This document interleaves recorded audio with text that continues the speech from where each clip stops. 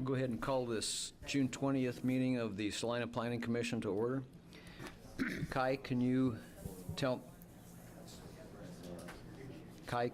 me if the provisions of the Kansas Open Meeting Act have been met in regards to posting? I can confirm that the packet was posted and the required notice was provided. Thank you. Dean? I'm going to call Gold to confirm that we have a quorum. Commissioner Wasserman? Here. Commissioner Alt? Commissioner Sydow? Commissioner Farber, excuse me. Here. Commissioner Ivy? Here. Commissioner Waters? Here. Commissioner Olson? Chair Mike Sill. Here. So we have a quorum of 5 of our membership of 8, so that having provided notice of today's meeting and having a quorum present, we can move on to today's business. Okay. I hope you've all had a chance to read the minutes from the June 6th meeting. Is there a motion to approve the minutes? So moved. And a second? I second. Moved and seconded to approve the minutes of the June 6, 2023 meeting. All those in favor say aye. Aye. Opposed? None being heard, motion carries. Dean, new business? New business, we have a number of public hearing items for you today. There's 3 separate public hearings on 3 properties, but each of those applications has a number of sub-items, and then we have an administrative item that is just a plat. I was just going to, as a general overview, because it relates to every case that you will hear today, makes reference to a term called deferred special assessments. And deferred special assessments is a tool that the city has used when it's trying to master plan public utility extensions and public improvements to certain areas. And the way that deferred special assessments work is that a property owner agrees to annex their property into the city. It's maintained in a vacant and agricultural use, and they can defer paying special assessments on that property for 15 years until the property is platted. So each of the cases that you're hearing today, the city has gone out and put water and sanitary sewer improvements in place before development came forward, and in each and every case it's been 15 years since the city put those improvements in, and the development is being proposed.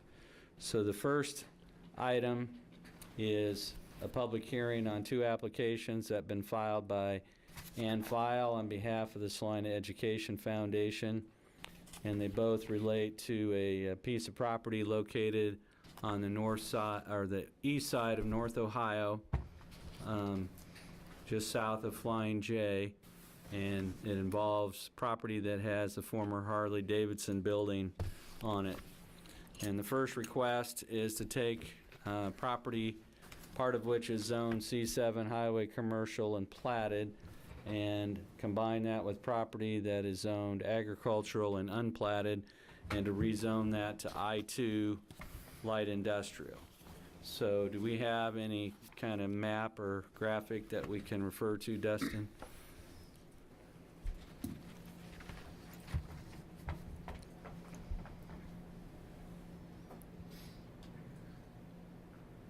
So the property that is the subject of this application combines a property to the north that is platted and is the site of the Harley-Davidson building, and then combines that with a property on the south to create a nearly 13-acre development site.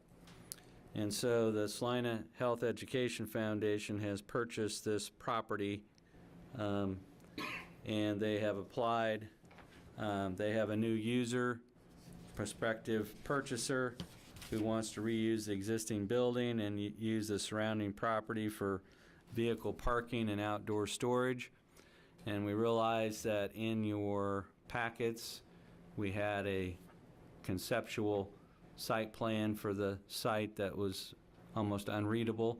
So we have put at your places there something that's a little more readable, but that is just a conceptual plan for how the property might be reused if it were rezoned.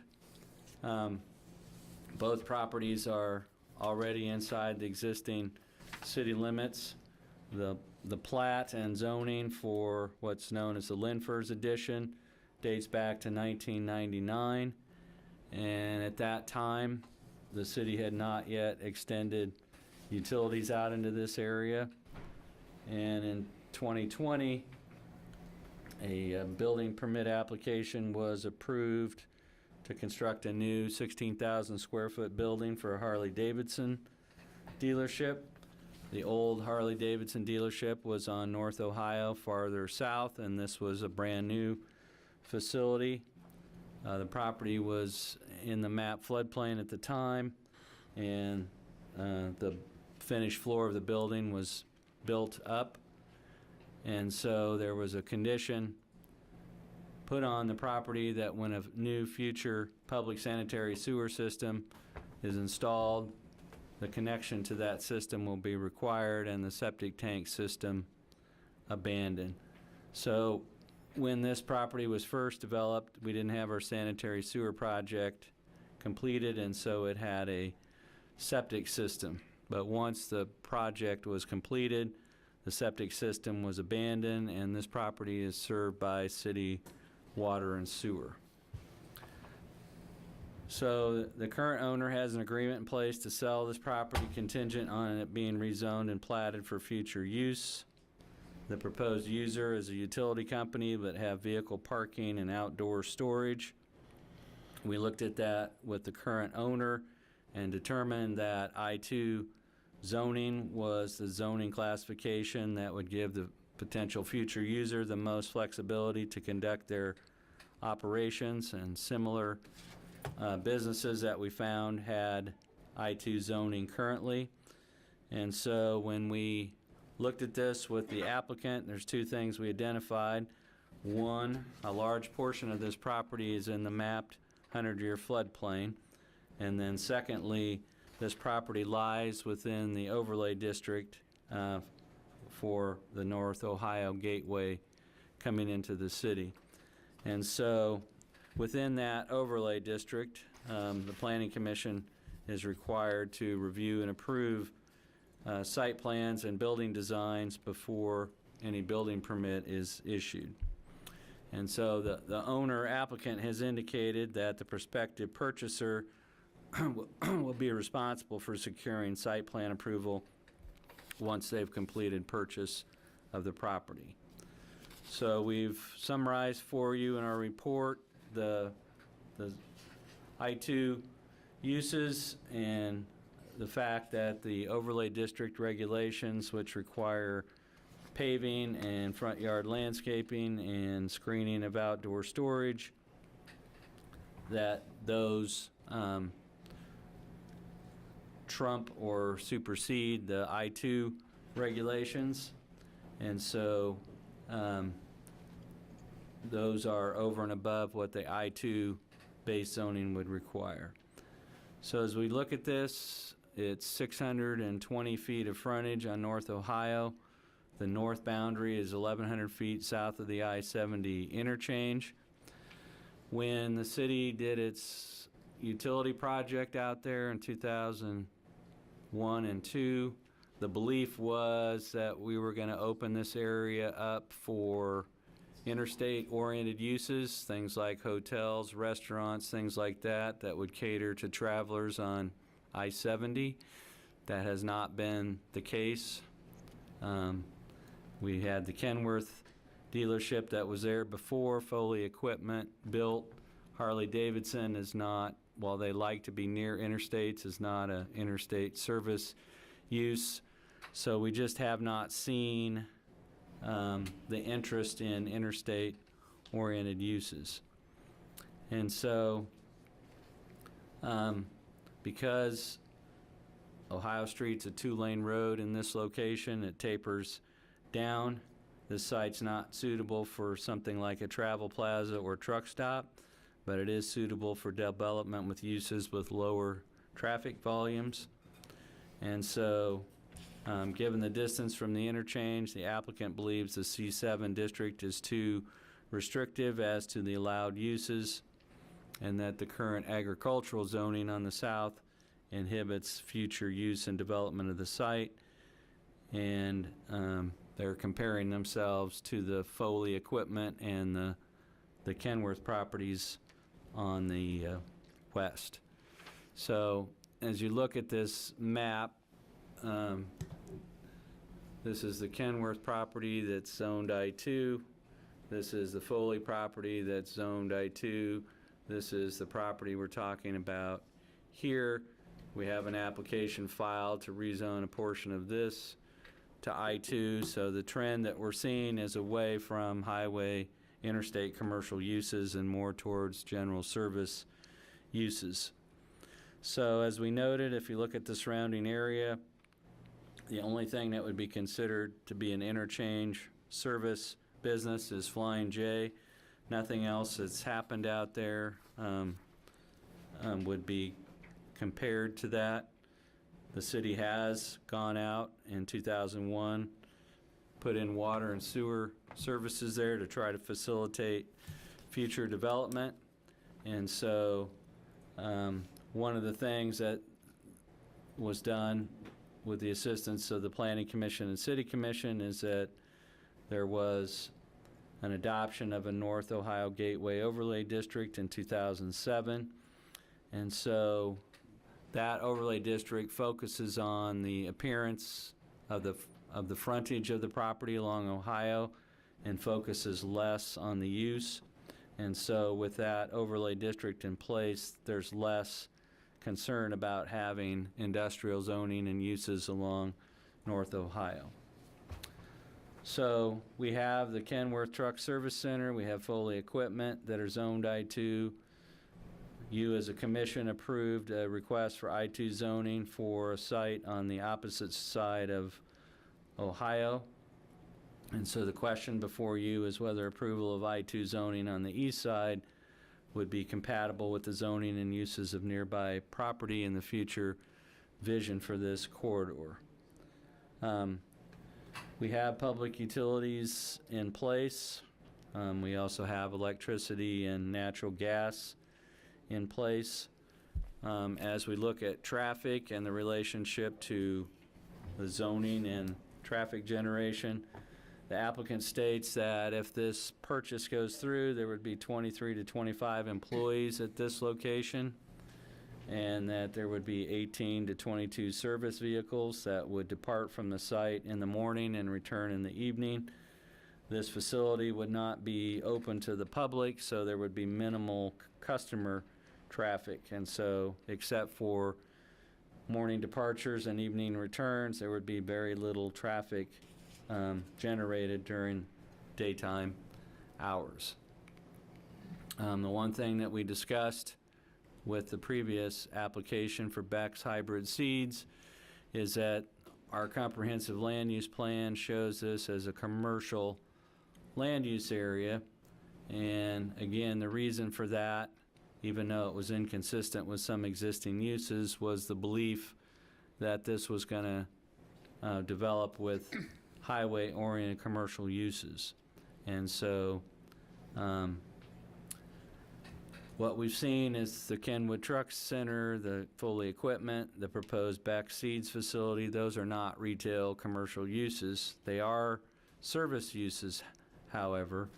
And so due to the overlay district, there's less concern about having industrial zoning along North Ohio.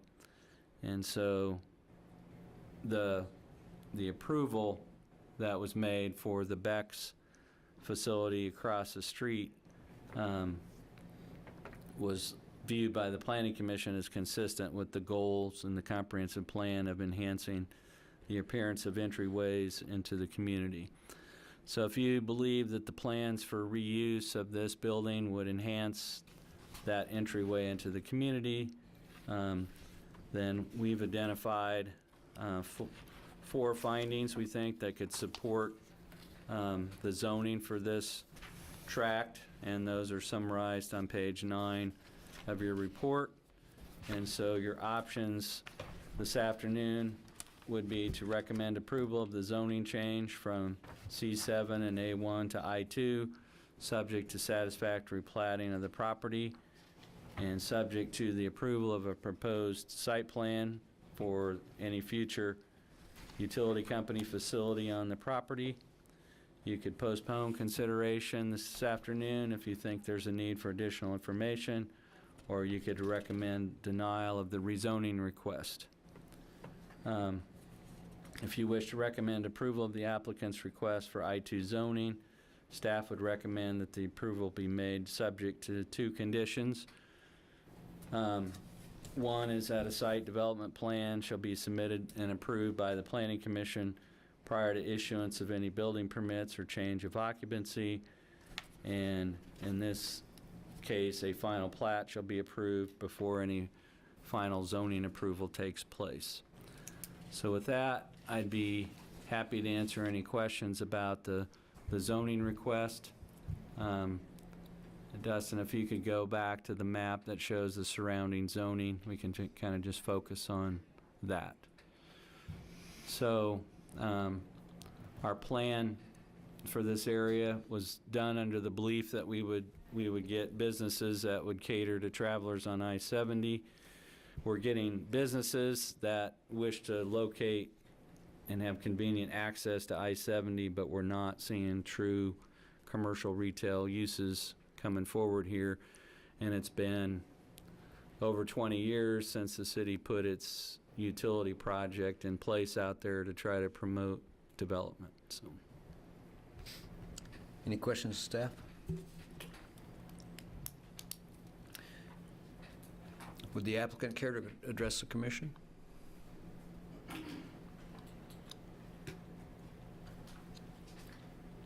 Good afternoon.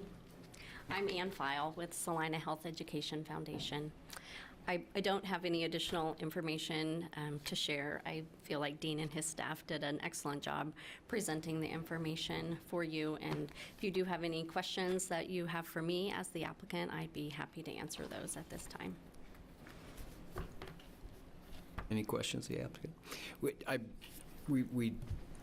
We have recently visited this issue in the Planning Commission in regards to the Beck's hybrid property, so the area of zoning is very fresh in our minds, so we're very familiar with this. Not that we don't have questions for you at some point. Well, it sounds like I lucked out then. Yeah. This is all very relevant, and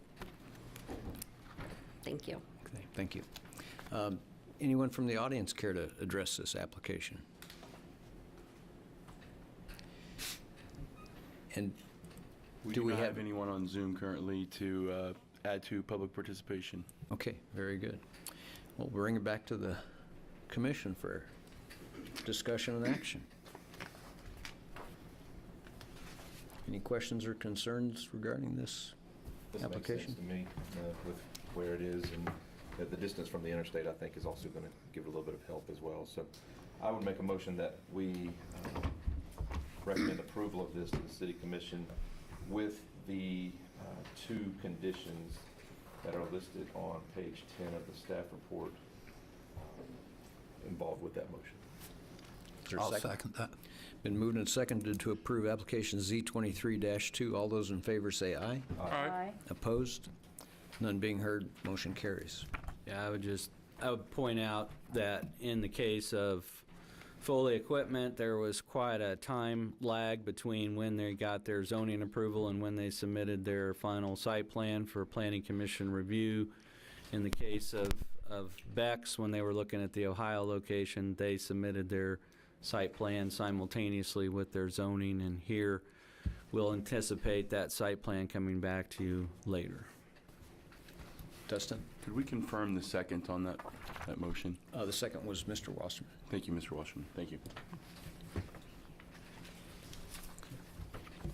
So the second part of this, 3.1B, is an application also filed by Ann File on behalf of the Salina Health Education Foundation, the current owner, and they're proposing to take the existing platted lot for Linford's addition expand it and to also create a second lot to the south on allow for future expansion. So it's essentially a two-lot plat of a 12.64 acre tract. The very original platted lot for Harley-Davidson was 3.68 acres. And so we've provided you some information about what occurred in 2001, the costs, the assessments. One of the things that was unique that involved consultation and coordination. We had 8 different property owners, 164 acres, and so those properties were all annexed into the city in 2001 to allow for future connection to city utilities, and a benefit district was created. The lone holdout was the house at 2077 North Ohio on the west side, and then they lost their rural water, and so they were also annexed into the city in 2005. So again, we're proposing to take an existing platted lot, an unplatted area, create 2 lots. There's no plan to extend any kind of public street into the property, and but there is a plan to have 3 different driveway curb cuts. We should have a preliminary plat in the packet that shows existing conditions. So this is a plat of the property that just shows the contours and what existing conditions are with the building, what is surfaced, what is a building. The rest of it's a field area. And then down at the very southwest corner, there's a place there where the floodway just barely nicks the property. In terms of access and having a direct access perimeter street, North Ohio serves as the public street access for this property, and this development's required to have 1 direct street connection to North Ohio, and the applicant's proposed plat shows 2 access drives and 1 future access drive providing direct access from Ohio into the site. So if we could go to the final plat, we could identify that. North Ohio Street does meet the city's interim street standard, so it's got sufficient paving width and thickness. It just doesn't have curb and gutter, and it lacks public sidewalks. So for your benefit on the plat, we have a break in access here for a driveway, 1 farther north, and then they're proposing 1 on the south lot for a total of 3 driveway entrances within a 620-foot frontage. There's 2 access openings on lot 1 for entering and exiting traffic, and then 1 access opening for a future driveway on lot 2.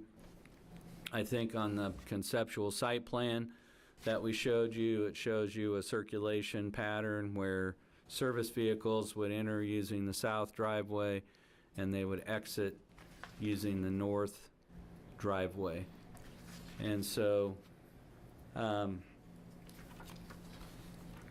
the lot design is to create 2 lots, both of which have frontage on the street, both of which meet the minimum dimensional requirements for the overlay district. And so we have on your maps there a 12-inch public water line that's on the east side of Ohio. The building that's there is already hooked up to that water line and has fire protection. There's a 10-inch gravity sewer line that runs along the east side also, and so that is also connected to the building. We have Evergy and Kansas Gas Service that have provided existing lines out here. The only question mark on the property is the fact that neither in 1999 or presently is there any record drainage study. I think there was a conceptual report that was done when the Harley-Davidson building was done, but there's no drainage study for this property. There's no stormwater detention area or no drainage easement set aside in the Linfors addition. And so what we found from our records is that there's a low spot right in this corner, and so building and parking lot drainage goes to there. And where it goes from there is uncertain. It's kind of just a swamp right back here. So that will need to be addressed as there's a reuse for the building. One of the things a little unique about this plat is that they're, instead of dedicating right-of-way and starting at the center of the street, KDOT acquired right-of-way along this frontage when they did the relocation of the Ohio Street Bridge. So just for everyone's benefit, instead of closing and removing the Ohio Street Bridge, they left it open and in place and then built a new bridge beside it and swung the road off to the west. And so KDOT went out and acquired additional right-of-way, and they have transferred that over to the city. And so no additional right-of-way is being dedicated. There'll be restricted access except for the 3 driveway openings. We have requested, and the utility companies have requested, that a utility easement be added on the north 10 feet of Lot 2, and that there be 20-foot utility easements provided around the east and south perimeter of the subdivision to allow for future extensions. So the only thing we're lacking is any information, if known, about the drainage plan or drainage improvements for the property. So this is pretty well off. We have North Ohio Street. The request is to allow it to be developed in its current interim standard condition. There's no turn lanes or accel or decel lanes that are being proposed. There's no need for public water or sewer lines to be extended, and we don't have any stormwater detention or retention areas currently shown on the plat. So there was a deferral on the south part from special assessments, but that deferral has expired and payments have now begun. So your options this afternoon would be to approve the 2-lot replat forming the ADR addition. You could recommend that the consideration of this be postponed to allow for additional information to be provided, or to allow major revisions to be made to the final plat, or you could vote to deny the proposed final plat if you don't think it conforms with our plat review criteria. We've recommended 4 conditions on page 6 and 7 of the report, and condition number 3 deals with the concept of the end user, however they reuse this property, that they would need to submit a drainage plan when they submit their site plan for approval by the Planning Commission. At that time, we'd have a better idea of their site improvements they're proposing. But with that, I'd be open to any questions you have about the plat. If we could go back to the plat drawing so they can see what they're voting on. So this is the proposed final plat layout to create 2 lots. The north one would be the primary development site for the near future, and then the south lot is available for future facility expansion or even potentially a future different user. But with that, I'd be open to any questions you have about the plat. Any questions, staff? Dean, do you know what ADR stands for? I do not, but the applicant might. I was looking for that. I didn't see it in here. Go ahead and address the commission if you would.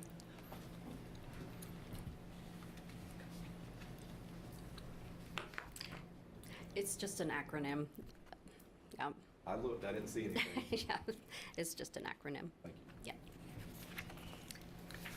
One thing we do when we look at plats, we make sure that name has not been used for another subdivision, and there's no subdivisions called ADR additions, so we're safe. Okay. Well, while the applicant's up, do we have any questions for the applicant? Okay. Anyone from the audience care to address this application? And one question, Ann, have you looked at the conditions, the 4 conditions, and are you okay with those? Yes, Okay, yes, thank and we'll be working with Lauren too, Perfect. Thank from Caw Valley to ensure those are taken care of. Very good. Do we have anyone online? Doesn't appear there's anyone from the public on Zoom. Okay, thank you. We'll bring it back to the commission for discussion and action. I'd make a motion that we approve the final plat of ADR, subject to the 4 conditions on page 6 and 7 of the packet. Very good. Is there a second? I'll second it. Mr. Wasserman is a second. Okay, been a motion and a second to approve application P23-2/2A. All those in favor say aye. Aye. Opposed? None being heard, motion carries. For the benefit of the applicant, this would go forward on the zoning as a recommendation to the city commission, which they would take up at their July 10th meeting. So if you want to calendar that in. Thank you.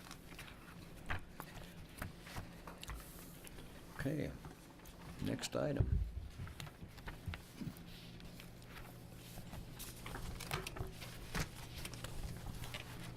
So our next item is item 3.2, and that's a public hearing on 3 different applications filed by Beck's Hybrid Seeds. The requests are for annexation of a portion of the property, a change in zoning district classification from Salina County Ag and A1 to I2, and approval of a preliminary plat. So in March of this year, you took similar action, but that action only related to property that was already inside the city limits. And this application shifts to property that's located farther west and outside the city limits. So the first question before the commission deals with the question of annexation of 19.8 acres. And so we, as a staff, had to work through this, and we created a little table for ourselves, which we've provided in your packet in some of the items.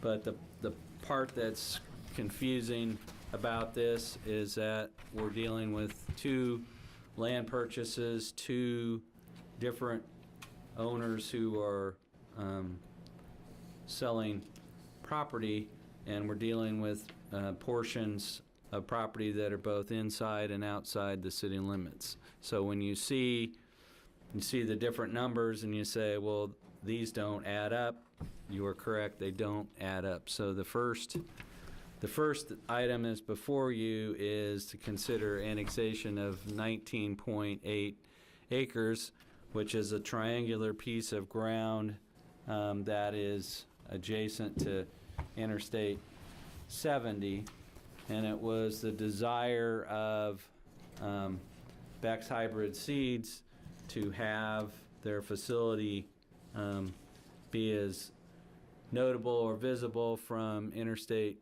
70 as was possible, and so that's the reason for their desire to relocate their facility from the northwest corner of the property that's inside the city limits to this property so they could orient the building towards I-70.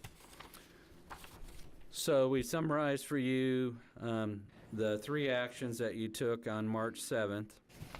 At that meeting, you recommended approval of I-2 zoning for the site out 15 acres adjacent to Ohio.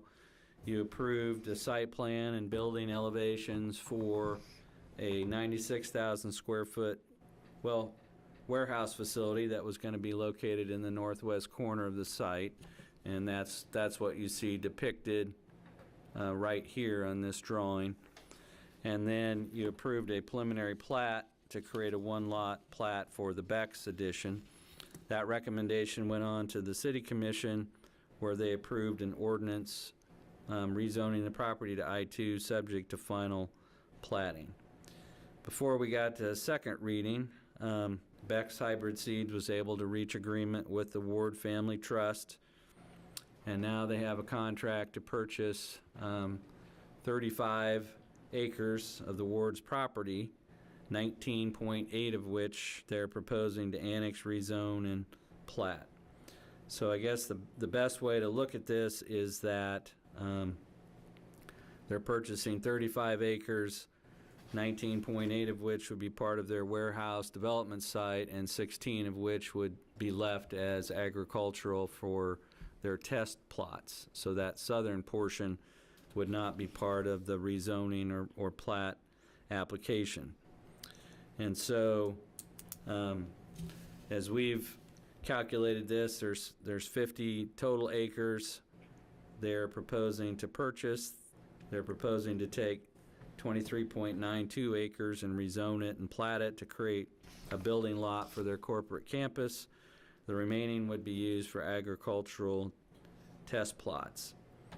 And so of that corporate campus, 19.8 acres are currently outside the city limits and owned by the Ward Family Trust. And so this is a request to take that 19.8 acres, bring it into the city to allow the property to connect to city utilities and receive full municipal services for their new building that would serve as a sales office and warehouse space for their Salina operation. And they have filed companion rezoning and preliminary plat applications for your consideration as the next two items. But the city's policy is to require annexation before any development can connect to city utilities, so this is a first step. And so we're bounded by I-70 on the north and Mulberry Creek Oxbow on the west, and the replat of Foley Addition on the east. And so this property was not included in the benefit district that was created back in 2001 because it was deemed to be far enough away from Ohio that it was not as likely to develop in the near future, but it's benefited by the same lines that serve the Harley-Davidson building, and so everything related to utilities is the same. The property out here to the front was part of that benefit district. So the overall drainage pattern is that this property drains back to this old oxbow that was cut off by the construction of I-70. And so we don't have any service territory issues. This area is served by Evergy, and also the Rural Water District has abandoned its line in Ohio. Upon annexation, this property would be served by the City of Salina Fire Department and Police Department, and so the property in the near vicinity is already receiving city police and fire protection. And so this is something that Mr. Hers will get into later in the zoning report, but because this was not anticipated to develop and it was not assessed for utilities, it's shown as a conservation area on the comprehensive plan, which means it was not anticipated to be developed. But if you look at the criteria dealing with infrastructure and infrastructure extension, the city has already made the choice to invest in infrastructure in this corridor, and so it is in the city's primary service area for utility extensions. Utilities have already been extended to the 15 acres to the west and other properties along North Ohio, and so this would not be leapfrog development. This would not be a place where there would be a burden on the city to extend infrastructure, so we think the annexation would be consistent with the policies in our comprehensive plan.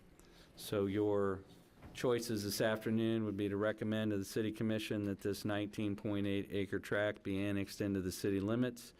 You could postpone making a recommendation to allow additional information to be provided by staff or the applicant, or you could recommend that this 19.80 acre tract not be annexed into the city at this time and remain outside the city limits. This property is contiguous to the existing city limits. It's in an area served by the city's utility systems, and so the Planning Commission, we could recommend that you approve the applicant's petition and that this property be annexed into the corporate limits of the city. We would just point out there, you'd have to, well, you can kind of see it on the zoomed out version, but this whole area here is essentially an island annexation, and when it was annexed, the city had to go to the Salina County Commission to get their consent to create an island annexation.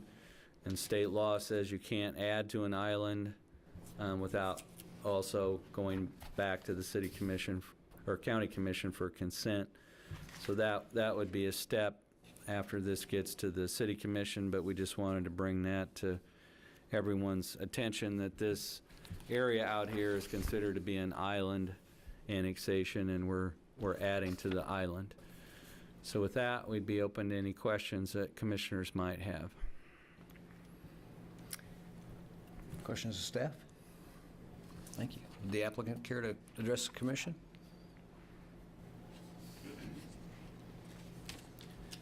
Good afternoon, Jeff Mace, 157 South 7th, Compro Realty, here on behalf of the Becks. Again, I appreciate your time. We've been here before.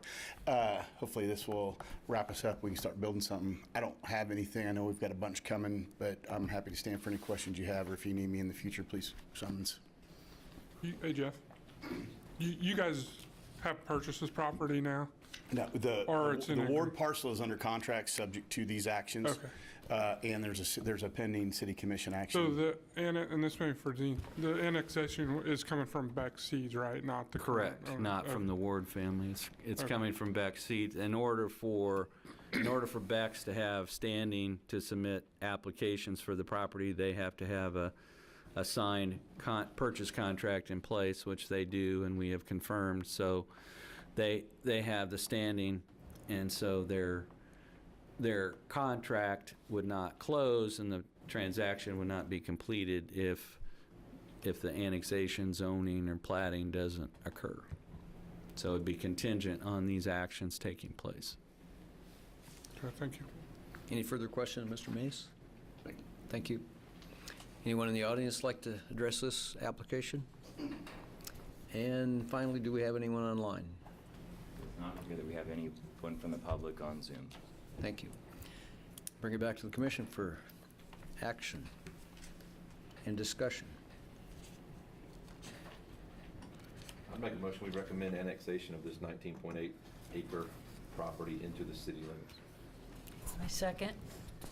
Been moved and seconded to approve application A23-3. All those in favor say aye. Aye. Opposed? None being heard, motion carries. So we have item 3.2B, which has been filed by Beck's Hybrid Seeds, requesting a change in zoning district classification from both Salina County Ag outside the city and A1 inside the city to I2 Light Industrial to allow construction of a sales office and warehouse space. And so this involves a 23.92 acre tract. It's located on the west side of North Ohio, south of I-70. And Mr. Hertz is going to summarize the rezoning request for you, but the A1 portion is right here, and the Salina County Ag portion is right here, so it's a combined application that involves both city and county property. So I'll turn it over to Dustin. Thank you, Dean. So we've had multiple conversations now about properties within this area, and so I'll try to be fairly brief and concise. The rezoning application is, as Mr. Andrew mentioned, a combination of a county zoning and a city zoning. The city zoning is the A1 piece, and that is a 153-foot strip by a little over 1,000 feet strip here that leads to this kind of arrow piece that you just discussed with your annexation. And I'll pull up a preliminary plat just to give you some context of the shape of the area. So this is not this particular item, but it does share the same boundaries of the rezoning request. So you have 153 feet, 3-foot wide strip. That's a little over 1,000 feet deep. That gets you to basically the existing western boundary of the city of Salina. And then you have this arrow-shaped piece that's currently in the county that is being proposed for rezoning as well. And so if you look at the surrounding area consists of I-2 properties, which is the Kenworth and the Foley equipment, and those are currently I-2. And what the applicant is proposing is to have a similar zoning to the properties directly to the north. And they make the argument that they believe that the current Saline County Ag, which again is the arrow piece to the west of the city of Salina, and the current A1 zoning within the city of Salina inhibit the development of the site compared to the similarly positioned and situated properties at the North Ohio and I-70 interchange. And so looking at the character of the site, this is the I-70 North Ohio interchange, which is viewed as being future commercial by and large because of its proximity to that interstate highway. The Ohio Street is not a fully developed to city standard street, but it is 2 lanes, and so it is designed to carry some traffic, but not a tremendous amount of traffic. And so what's being proposed with the Beck site is what we would call a type of service and warehousing operation, and not really a retail operation per se, that would fit well with the existing service operations that you have with Kenworth and Foley to the north. The North Ohio Overlay District was a point of discussion with the previous Beck's application, and that's shown in the hashed area here, and that overlay district matches the depth of the existing city limits line. And so what that means is the developable portion of the proposed Beck's development, the piece that's in the county that you just discussed with annexation, is not subject to the overlay district standards.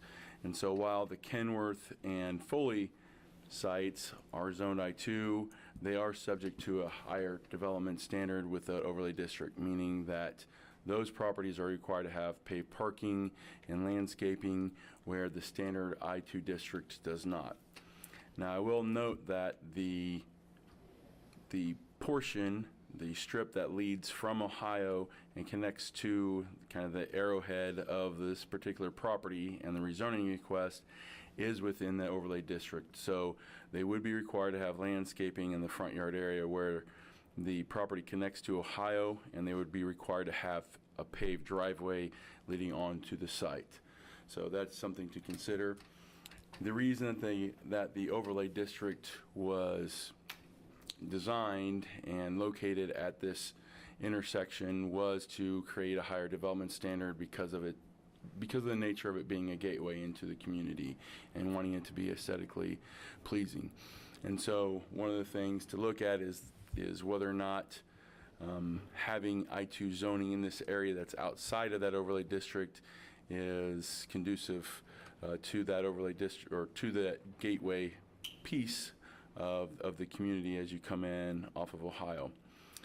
Now, we did note that we are a fair amount of distance from Ohio itself. So as you're coming down Ohio, the proposed I-2 zoning that would not be impacted by the overlay district is over 1,000 feet from Ohio. And so that's something to consider, as well as you won't have development on this site won't have the same visual impact that it would adjacent to Ohio itself. Looking at public utilities and services, Mr. Andrew covered that pretty extensively with the ADR and with the annexation conversation. So there is public water and sewer that has been extended into this area, and there's been a benefit district that matches the city limit lines that was created. This particular piece that is in the county was not subject to those benefit district fees because it was not viewed that it would be developed because it's in the 100-year floodplain and because of its distance from Ohio. And so what that means is that there would be a fee potentially that they would have to pay, basically a street frontage fee or a frontage fee that would have to be considered for their connection to water and sanitary sewer. And that would be determined by working with the Director of Utilities. One of the pieces that is probably the least straightforward on this particular application is when we look at the future land use map, the piece that is outside of the existing city limits is conservation area land use classification within the future land use map of the comprehensive plan. And the reason that's notable is because the conservation district prohibits and does not encourage development within it. Now, the comprehensive plan establishes the framework in which we base all of our zoning decisions, but just like zoning itself, it's not necessarily set in stone, and it's reviewed on a case-by-case situation. So in this particular case, the property is floodplain, which is why all of this area is conservation, is because a lot of it's floodplain and, more importantly, a lot of it's floodway. And so as we pull up the flood map, just to kind of show you what that floodplain area looks like around us,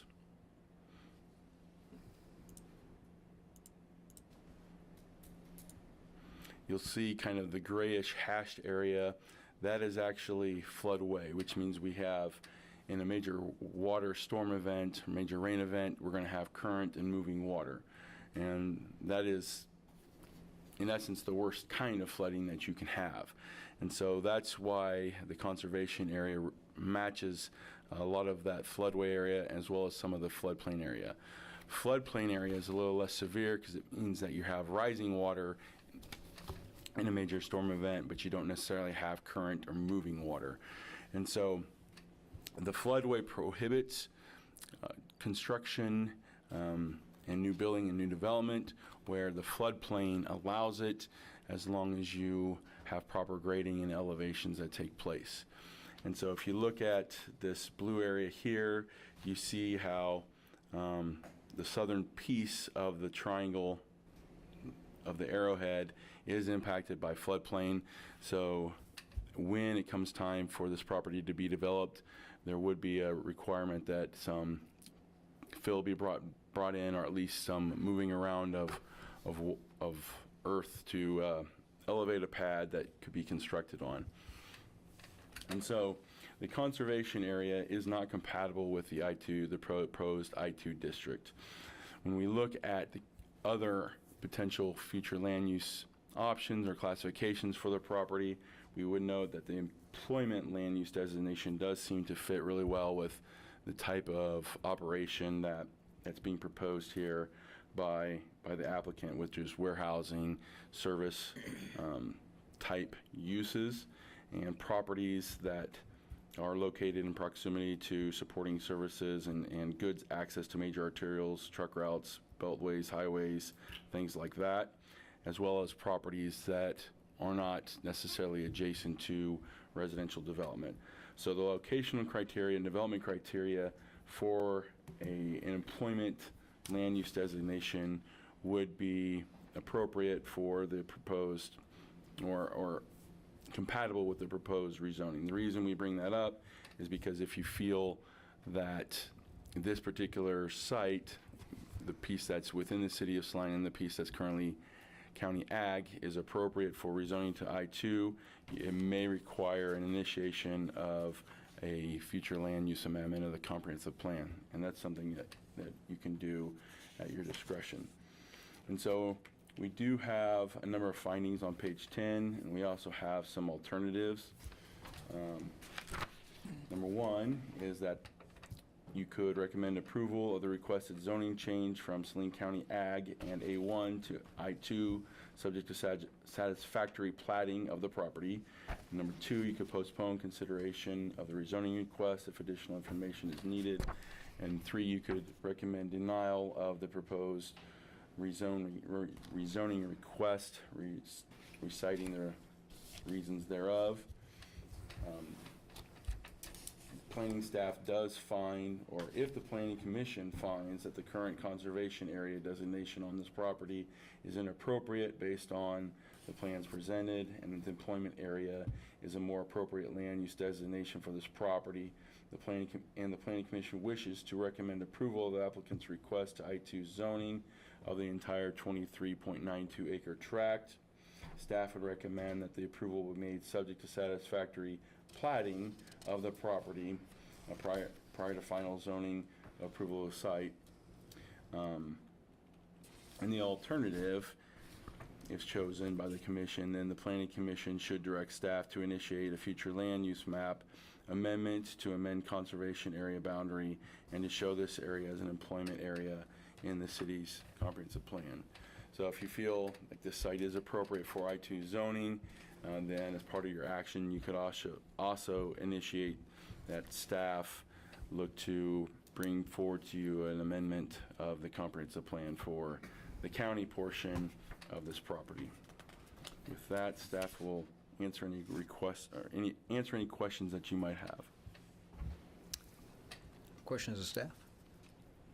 So essentially what we're saying is that even though it's shown as a conservation area, you as a commission can decide that you don't feel that the conservation designation is the most appropriate. And the two reasons for that are that the ward property is, one, it's not in the floodway, and two, it's only partially in the floodplain, and so it's the conservation area is primarily intended to match up with floodway areas. So it'd be reasonable for the commission to conclude that because the ward property is not in the floodway and only partially floodplain, that conservation designation may not be appropriate in these circumstances. So the rezoning of the previous property, will that just go back to A1 then, or? Yes, and so I'll have to work with the city attorney, but I think what's probably going to happen is we're going to take the ordinance that was recommended before, and we're just going to modify the legal description of what it applies to.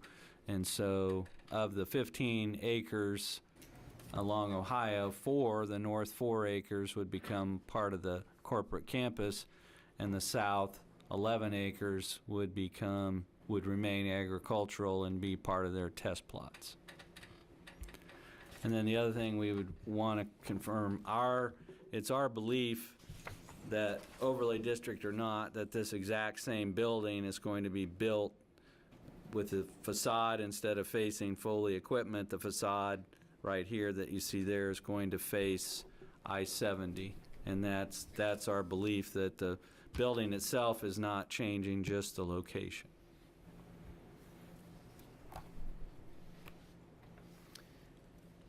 Any further questions of staff? This property just barely touches that floodplain, is that correct? Or the subject property we're talking about? Yeah, it's different than our 2018 flood maps were less, this property is less impacted under the new maps than it was under the old, and that's why the conservation area may not be the appropriate designation for this property, because the conservation area was primarily, if you're in the floodway, you pretty much can't develop anything. But if you're in the floodplain, you can. And so none of this property is in the floodway, so that conservation designation may not be appropriate. So the areas that are in the floodplain, just to show you on the plat and the proposed development plan, so you have this former oxbow, the Mulberry Creek oxbow that is in the corner, in the southwest corner, that's floodplain. And then you have this line here, this jagged line that comes around this building, the corner, the south portion of the building, and that's the floodplain line. So you have the southwest corner, and then you kind of have the south, I guess you would call it southeast corner as well, that are floodplain. And the northern portion is all out of the floodplain. So this line that you see there is the demarcation line of that floodplain for this area. And so just for the commission's benefit, in a mapped floodplain, you can import, fill, you can elevate pads and build as long as you elevate. If you're in a floodway, you're not supposed to bring in any fill or build anything. And so essentially new construction is essentially not allowed in a floodway, but that's not the case here. This is not floodway. So this is around where that southern boundary is of the rezoning request. So, Dustin, in the final plat that they would represent if this all goes through, what would happen to that oxbow area? Would that become a retention area possibly? Yeah, we'll or- get into that with the plat, but okay. the design, just to get ahead of, future crystal ball here, the design for that is that will be part of a detention area. That is where they plan on directing all of their stormwater runoff, and they Okay. do plan on creating a drainage easement to make sure that it stays a drainage area in the future. Okay. We won't get the cart That's ahead a of the great horse. question. Yeah. Any further questions of staff? Would the applicant care to address the commission? Thank you, Mr. Chairman and Commissioners. I have questions of staff.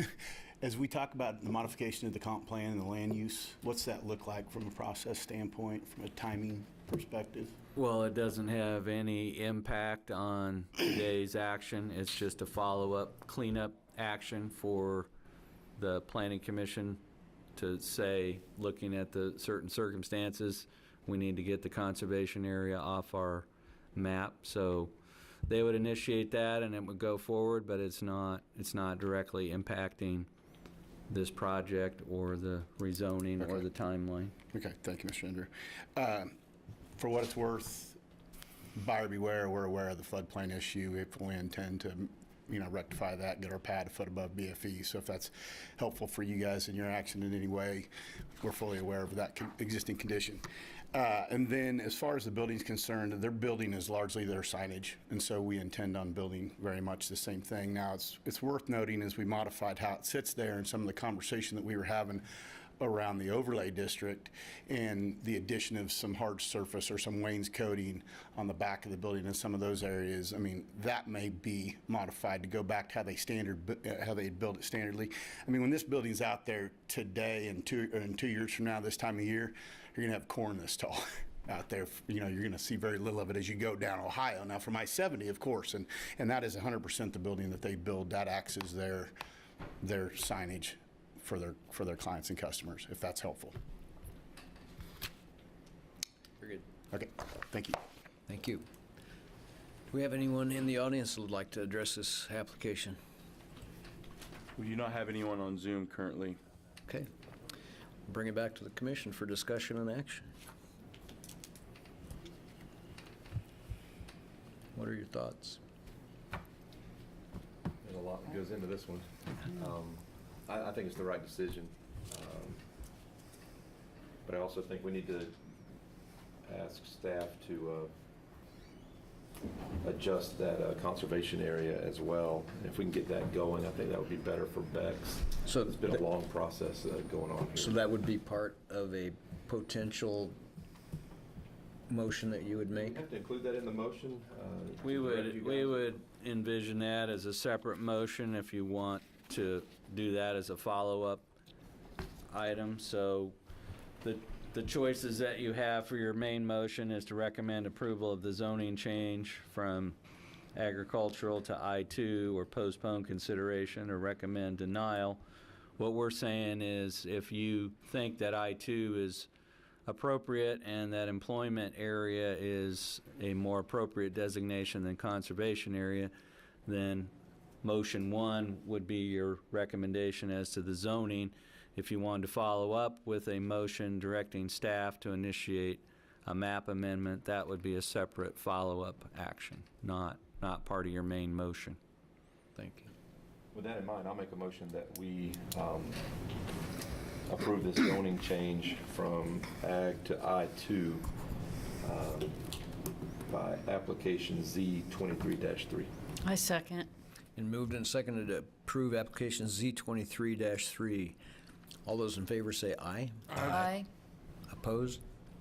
None being heard, motion carries. And I'd also like to follow up with making a motion to direct staff that I do believe the employment area would be a better designation than a conservation area. So if we could have staff begin work on that, is that the right way of doing that? And just, we would initiate that Fine. change and bring that to you. A second. And moved and seconded to initiate a future land use map amendment. All those in favor say aye. Aye. Opposed? None being heard, motion carries.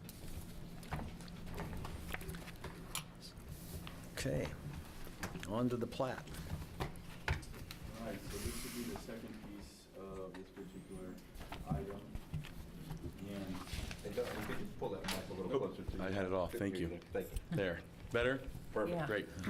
So this is the second piece of this particular item, or the third piece rather, and it's the actual plat that's being proposed. And it has the same dimensions and boundaries of the rezoning request that you just recommended approval for to I-2, where you have 153 feet of frontage directly on Ohio, which is the perimeter street. The subdivision itself is not going to have any public streets or right-of-ways within it. So it is a kind of an arrow-shaped lot where it's got a triangle piece on the western end pointing west, and then a narrow strip of land that connects the developable piece of the plat to Ohio Street. There are a number of easements that are being proposed. There is, and I'll zoom in on those.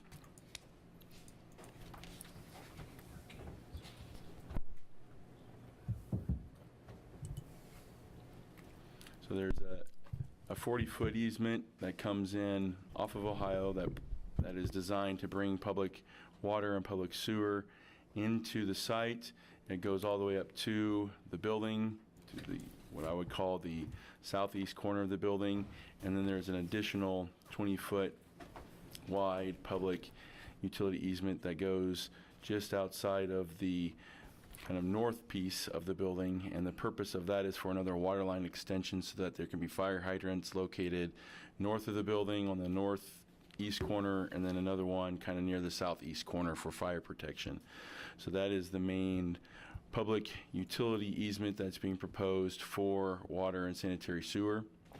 In addition to those easements, staff would recommend that a 10-foot utility easement be added just south of the north property line, the property line that abuts the Foley property to the north, and that easement also go and abut the eastern boundary that is also shared by Foley on the north. And the reason for that is, if you look at an aerial photograph here, there is an existing overhead power lines that connect all the way from Ohio here. You can see the shadow of the poles, and those poles run along that south edge of the Foley property, and then they run also along the west edge of that property. And they're pretty much on the property line, but if you look closely, it looks like they kind of meander back and forth across the line. And so we want to make sure that we have a 10-foot easement on the Beck's addition side of the property so that those lines can be properly maintained going forward into the future.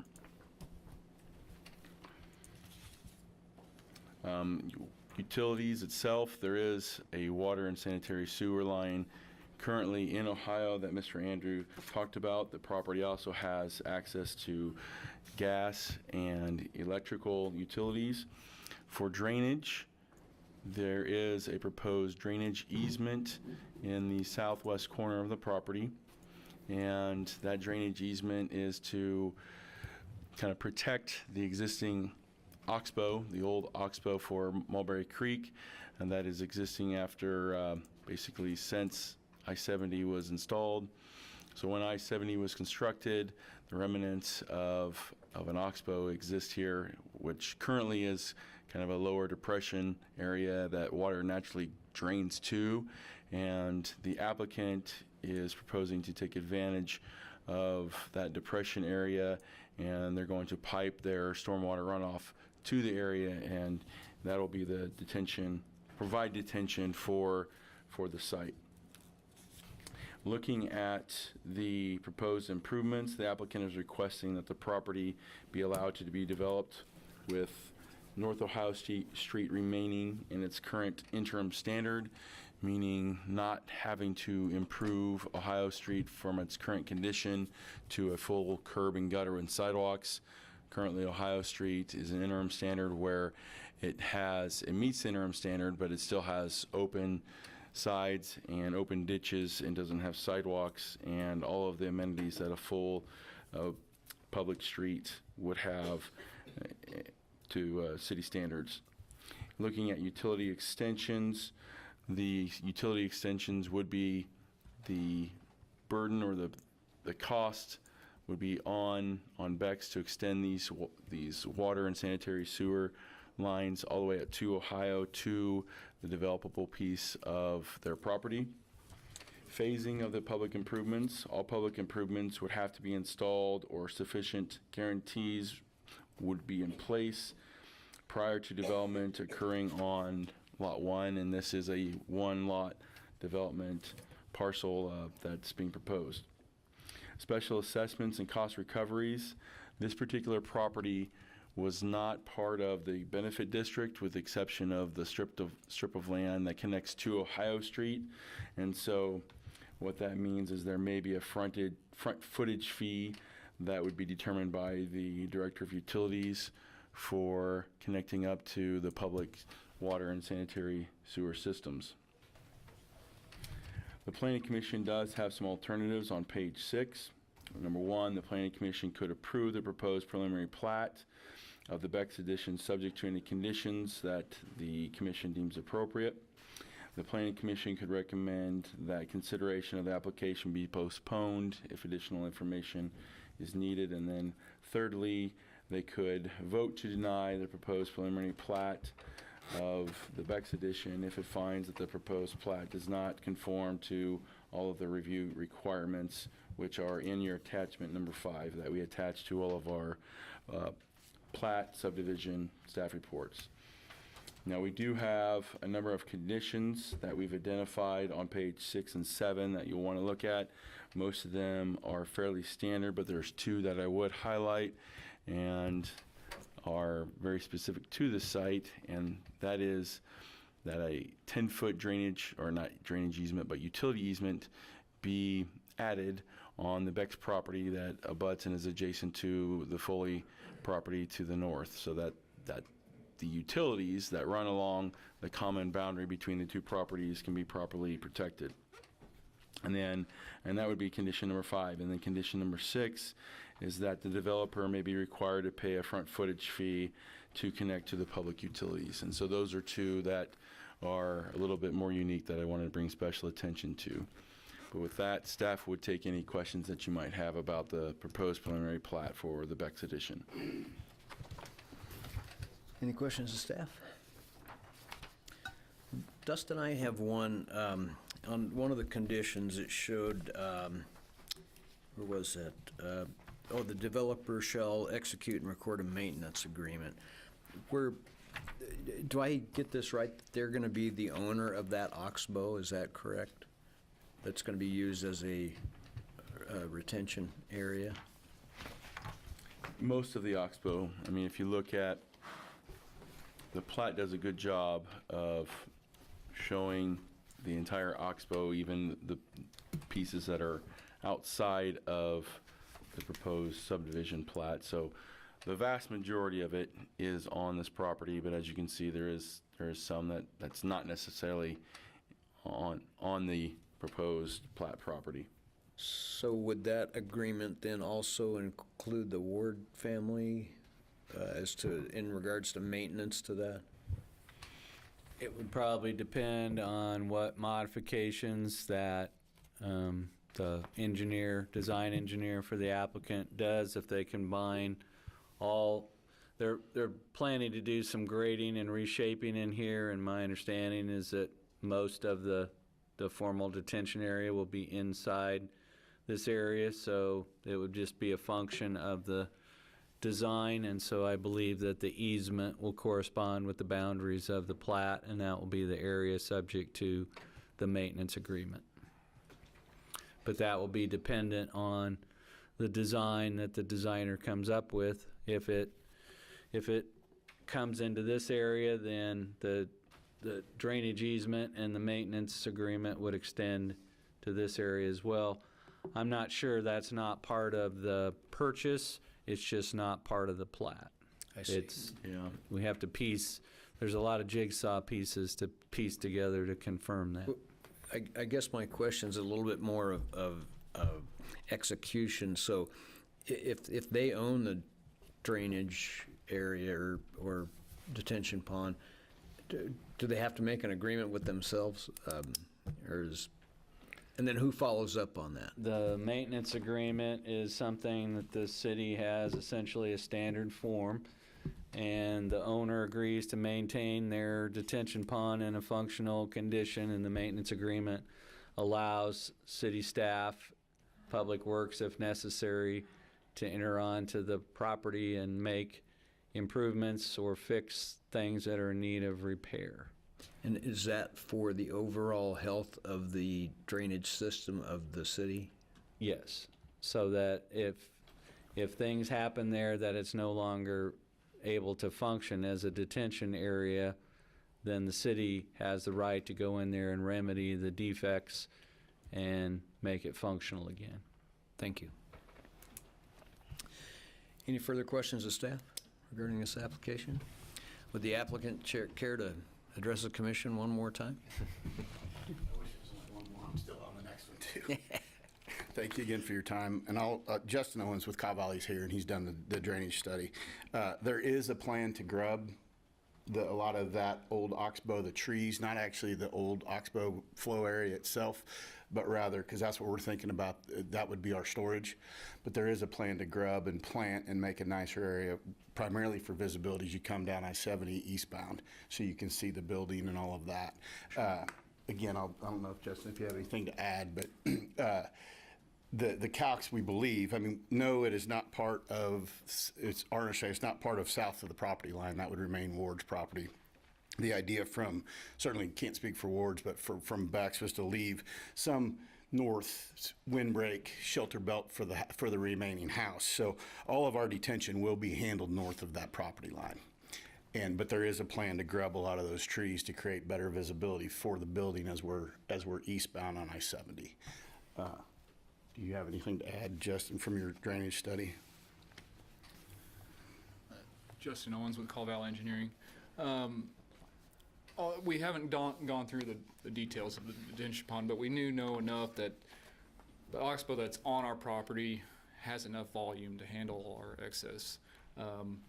We do have a DRT meeting actually tomorrow to kind of work with staff to figure out exactly, what they want to see and everything as far as that goes. But we do know we have volume, and if we have to do some reshaping to create more volume, we got plenty of area to do it in. Right. So. Thanks very much. Any other further questions?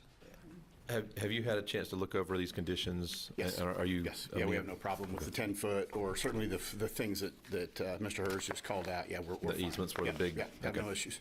Yeah. Good. Okay. Thank you. Anyone from the audience care to address this application? And do we have Do anyone? not have on? anyone on Zoom right now from the public. Okay.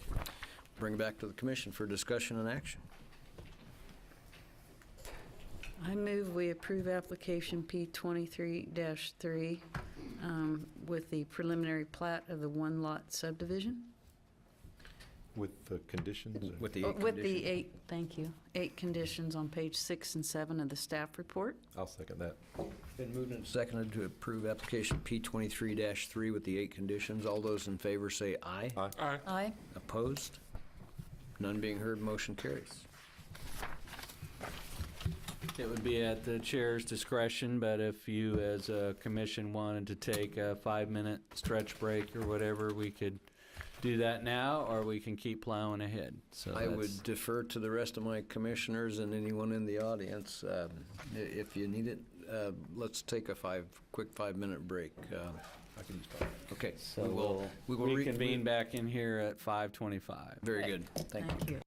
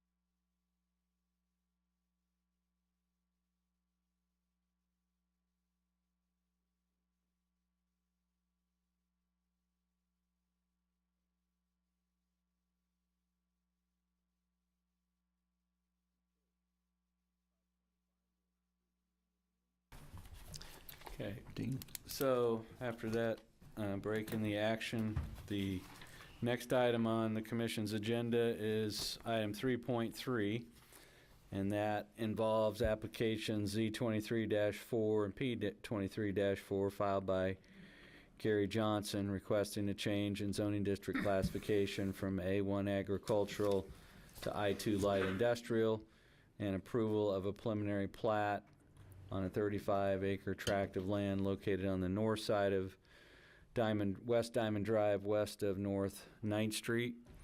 And so to get our bearings, you have I-70 on the south, North 9th Street on the east to the right, and then we're on the north side of Diamond Drive. And the first sub-item A is the request for a change in zoning district classification. And as we pointed out in our report, Gary Johnson Trucking has purchased this 35-acre tract of land. It's directly west of Jackson Flats, Washout, and the Petro 2 Travel Plaza. And there's a companion application to plat this property into 5 lots. There's no specific uses or development plans at this time, but the applicant is under contract with the neighbor directly, should say east of the property, for one of the lots included in the plat application. There's no plan to extend public streets into the site, and so all of the proposed lots would have frontage on and access to West Diamond Drive. We provided a little bit of information on the background of providing water and sewer service to this property, and the previous owner, Comco, requested that its share of water and sanitary sewer assessments be deferred for 15 years.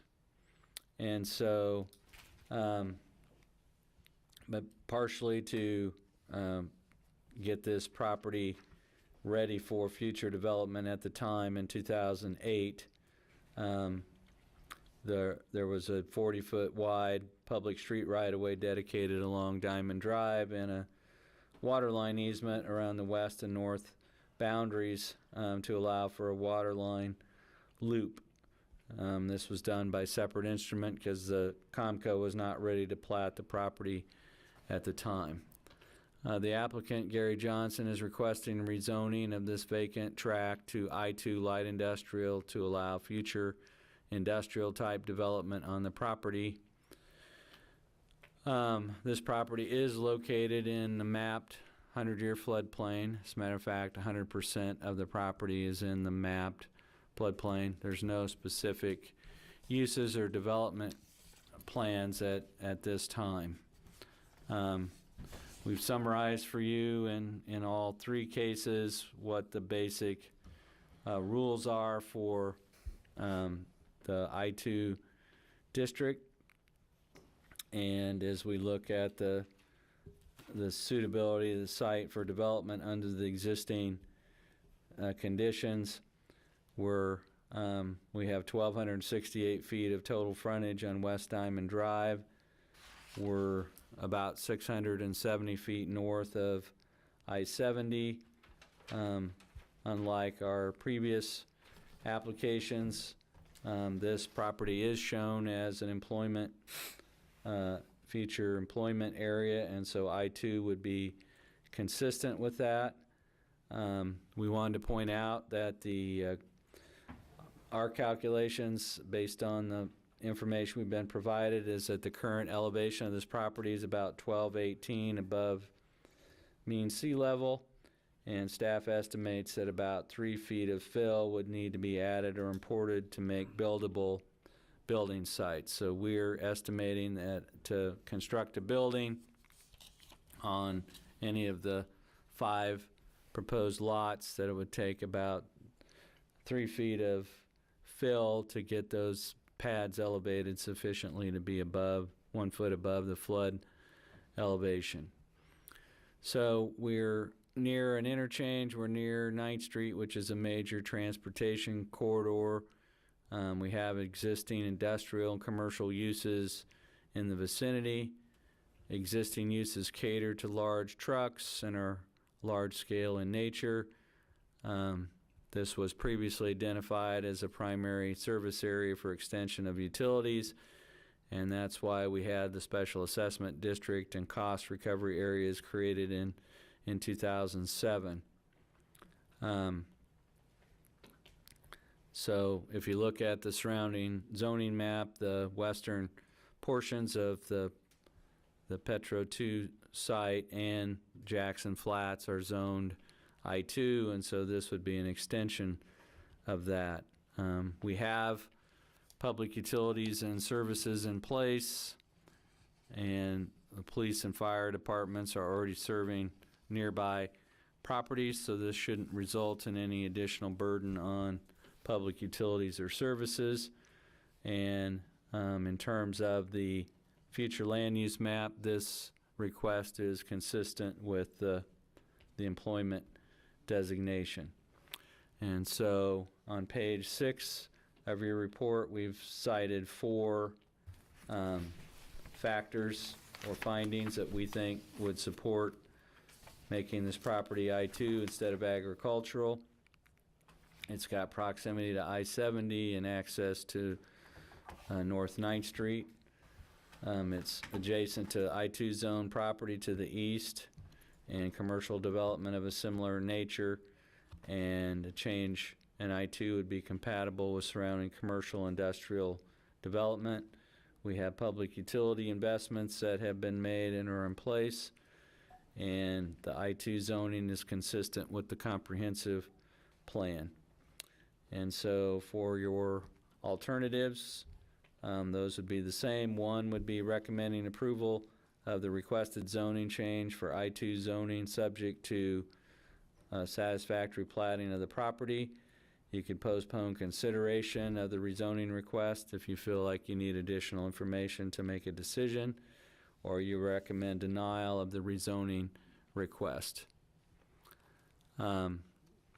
If you wish to recommend approval of the applicant's request, we would simply recommend that the approval be made subject to satisfactory final plotting of the property prior to final zoning approval. So with that, we'd be open to any questions that you have about the rezoning side of this. But you have the future land use map in your packets, and this request would make the zoning map line up essentially with the future land use map. So with that, we'd be open to any questions. Questions, staff? Dean, can you explain that last statement that's outlined on page 7, prior to final zoning approval? Is that standard, or is that? We didn't cite, there's a code section that says no zoning. The zoning shall not change on a property inside the city limits unless that property is platted. So it's rare, but we've had situations where the Planning Commission has recommended a zoning change for whatever reason. The applicant doesn't final plat the property, then that zoning change never takes place. And so just from a procedural standpoint, what happens is, in a case like this, you have a rezoning request, it goes to the Planning Commission along with a preliminary plat. If that request is recommended for approval by you, it goes to the City Commission. They approve it on a first reading basis, subject to platting. Then the owner comes back and final plats the property, brings it to this body. If you approve the final plat, then the final plat goes to the City Commission, and they consider the final zoning approval at the time that they take up the final plat. And if the final plat never comes forward, then that second reading doesn't occur. So that is why we include that as a standard condition, that if someone, and we have had a case of changing housing markets or things like that, where somebody's gone forward with a zoning request, decides not to final plat, and then that ordinance that would change the zoning of the property, just never gets a final approval, and the zoning doesn't change. Thank you. Any other questions, staff? Would the applicant care to address the commission again? I don't have anything fighting I don't have anything regarding zoning unless you have Any, questions of me. any question for Mr. Mays on this? Okay, thank you. Anyone from the audience care to address this application?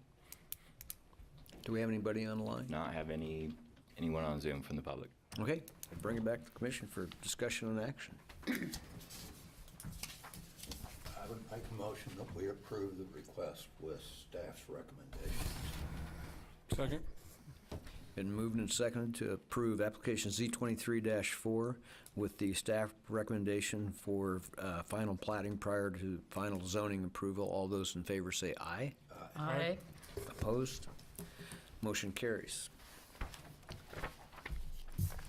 So the companion application to this is a preliminary plat layout for how to subdivide this property. And so we provided you just some more information. Again, we talked about how the city has engaged in the past in utility master planning, and so we just gave you in the introductory part just an explanation of how all the different improvements that have occurred on West Diamond Drive, how that all came together. But the what occurred was that this property was brought into the city limits by Comco. It was assessed, given assessments for streets, water, sewer, and storm drainage. Those assessments were deferred, and the way that deferral works is that they're deferred for 15 years, or when the property's platted, whichever comes first. In this case, the 15 years has passed, and so just for everyone's benefit, we put on page 5 of the report a summary of what those assessments are. What that means is, on a standard special assessment, you as a property owner purchase a lot and you're paying those assessments off over a 15-year period on an annualized basis. And so with a deferred special, that still is the case, so that the payment of assessments still occurs over a 15-year period. It's just the start date is delayed due to the deferral, and that's why they're referred to as deferred assessments. They don't go away, they're just, the start is delayed. And so we summarize for you just all the work that was done for the West Diamond Drive master plan that involved multiple property owners. So the applicant here is proposing to take the frontage, the 1,268 feet of frontage, divide it across the front into 5 lots. The only lot that has a identified use or spoken for is the far right-hand side, the east lot, which will be likely purchased by Jackson Flats to expand some of their operations there. And the other 4 lots are equally sized at 3.32 acres, and those would be available for either in combination or by themselves for future development.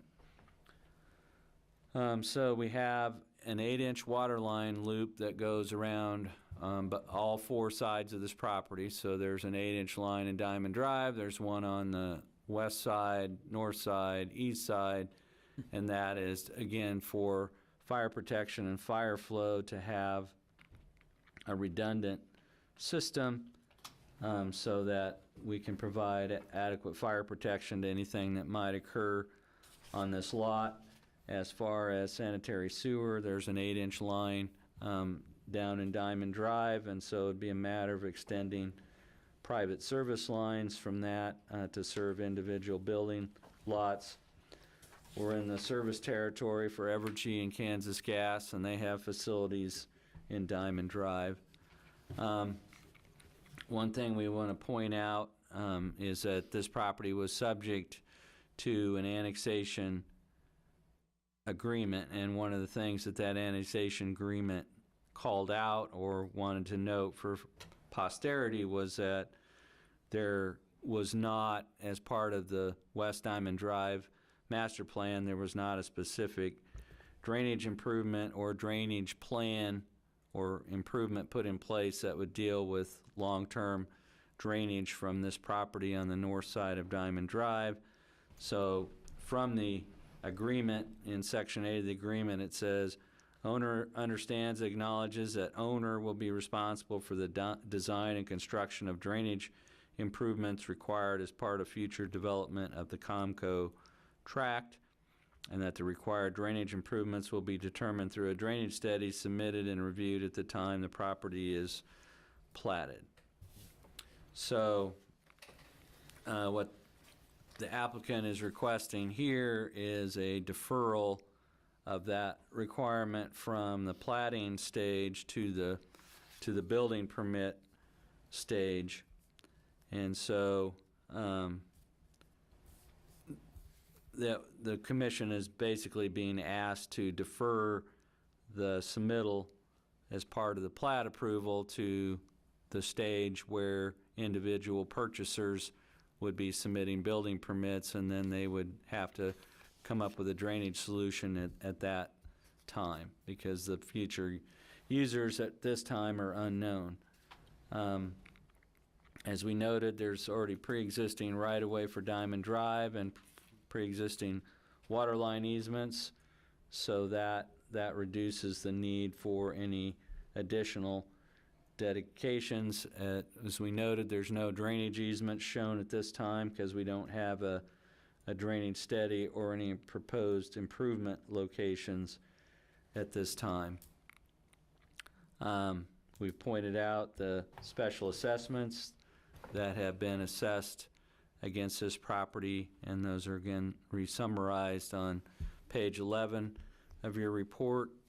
Again, this is the future land use map, shows this as an industrial hub or industrial land use area, and the proposal of how this property would be developed is consistent with that. And so in terms of the proposed 5-lot subdivision, you could approve the proposed preliminary plat layout subject to any conditions you deem appropriate.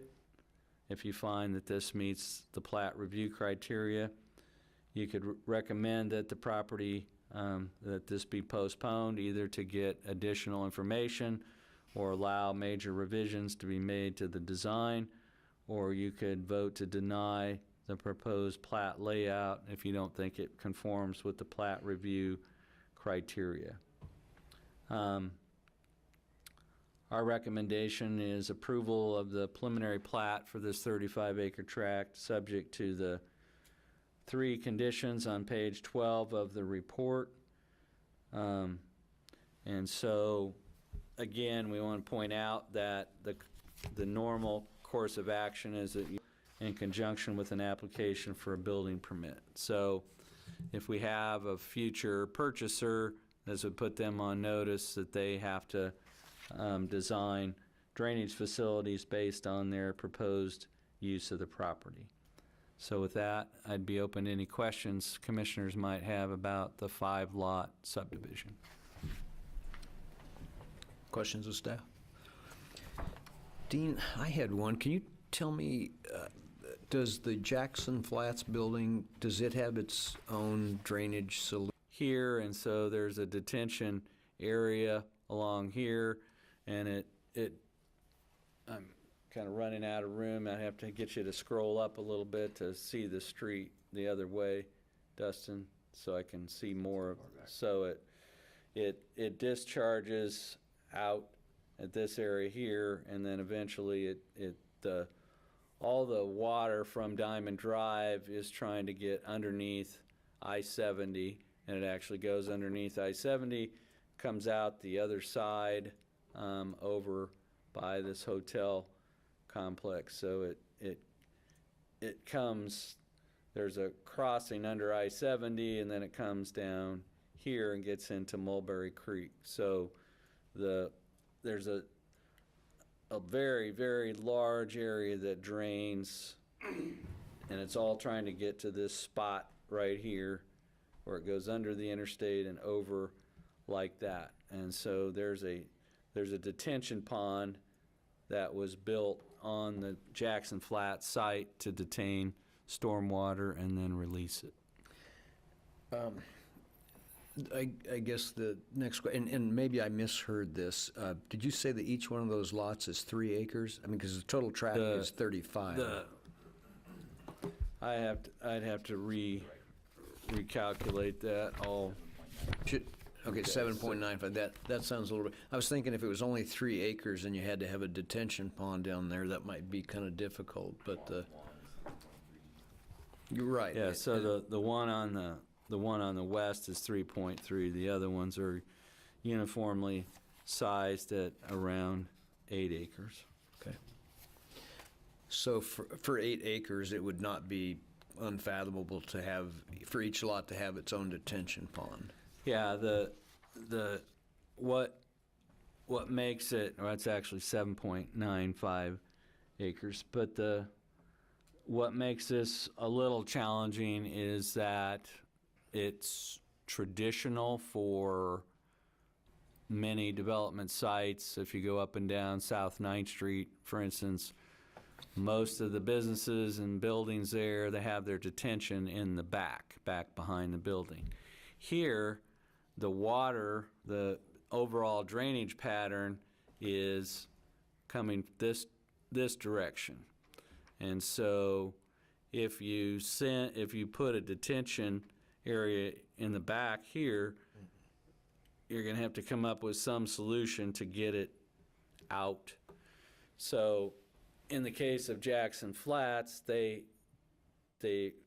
discharge is right at Diamond Drive, and so they're not nearly as deep. But essentially, your detention discharge needs to be as close to Diamond Drive as possible to get that out.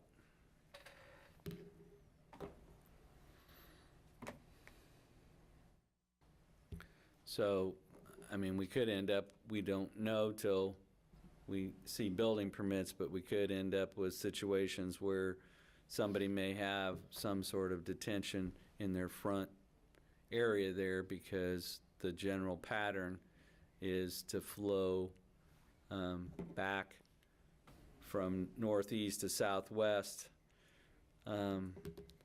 We probably have, it would be a close contest. We believe that the next agenda item, Mr. Augustine's property at Waterwell and 9th, is the flattest property we've ever seen.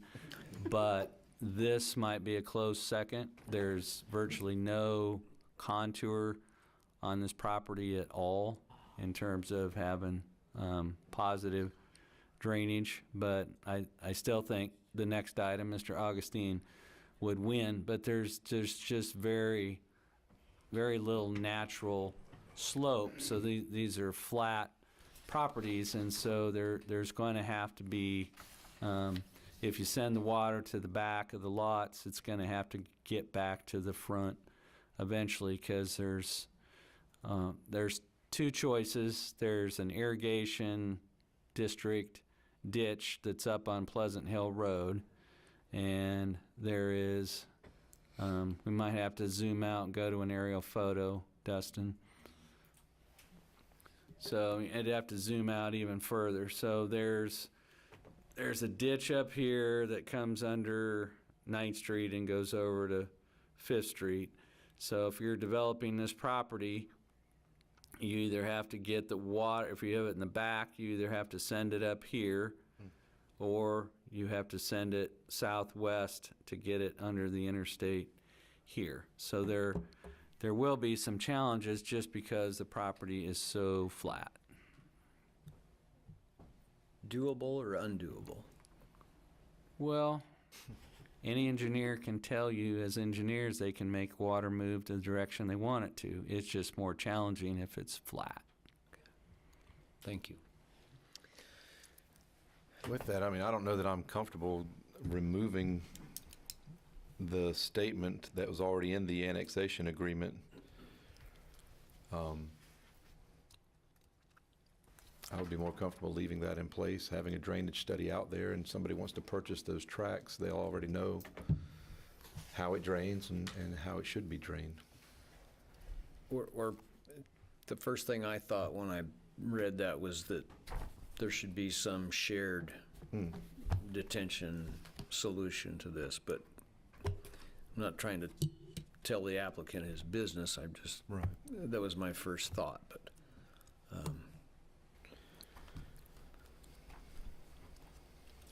It's not,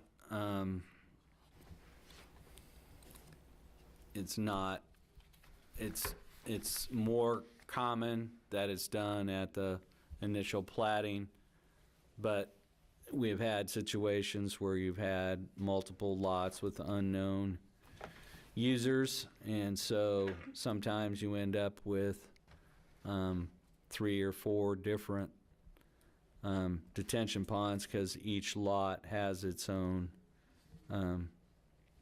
So the request that we have is to defer it until the time of the development of those lots. So you're not being asked to waive the requirement for submitting a drainage study, but what that does is it shifts the responsibility for the drainage solution to the purchaser, developer of the lots, not the subdivider of the lots. So that's what you're being asked to do. I see. So the condition that we've recommended, and that would put any future buyer on notice, was that it states that plans and specifications for proposed drainage facilities needed to serve each development site must be submitted to the city engineer for approval in conjunction with an application for a building permit. So essentially, that's what you did in the case of the Harley-Davidson application, is that if there's a purchaser of that property and they come forward with what their reuse plan is, they're going to have to submit a drainage study at that time so we can evaluate the impact of that. And so in this case, the applicant is requesting that rather than designing a solution up front as part of the platting, that be deferred until people have specific development plans. Okay. And I'm comfortable with that. I've been on the other side of the bench a number of times. Doesn't work good if you have a detention pond where somebody wants to build a building. So, Right. And that's kind of where I was going, you know, I like to see a plan in place. Therefore, if somebody does want to purchase one of those tracks, they know you can't put a building here, or you have to have some type of drainage. And if it's already in place, you know that ahead of time. but you'd have to do that for every lot, which would be difficult. Yeah, when you have 4 lots, it's That's true. difficult to predict for each lot, because each lot's going to have, they might have different amounts of pavement or impervious surface. They may have different sizes of buildings. There may be a combination of buildings. You know, when you have a commercial development that has a Menard store, or you have a commercial development that has a car dealership or something like that, you can kind of pre-plan where those things go. But when you have something like this where there's no identified user or uses, then that's the basis for the request to defer. Again, you're not waiving, you're deferring when that drainage study occurs. So it's conceivable that each person's building, whatever they were building on each one of those sites, would impact the drainage of the next site. Is that correct? Yeah, it could, and I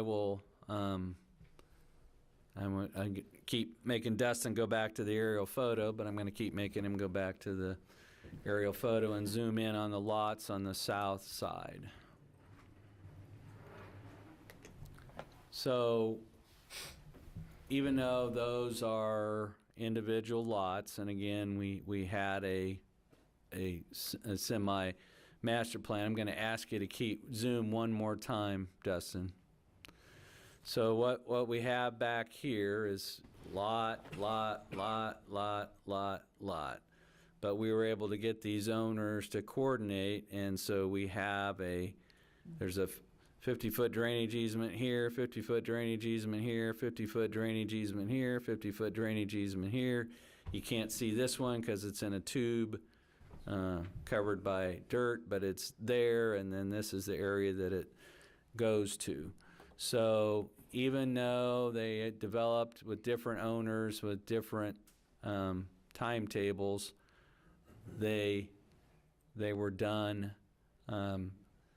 so we were able to achieve that coordination at the time, even though they were separate owners. So The building took place at different times? yes. Okay.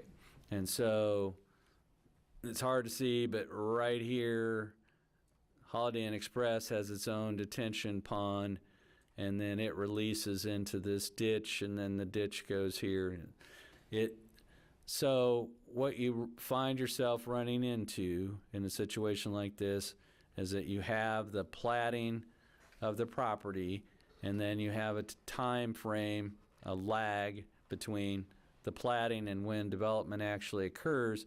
And then rather than getting that or doing that on the plat, we've had these individual owners have dedicated a 50-foot drainage easement separately so that we have a continuous, so there is cooperation. Each owner is responsible for their segment, but we have a situation like that. So the first person in on the property on the north, whatever they choose to do is likely going to influence what the others do, because they're going to make a decision on some detention in the rear going north or detention in the front going to Diamond Drive.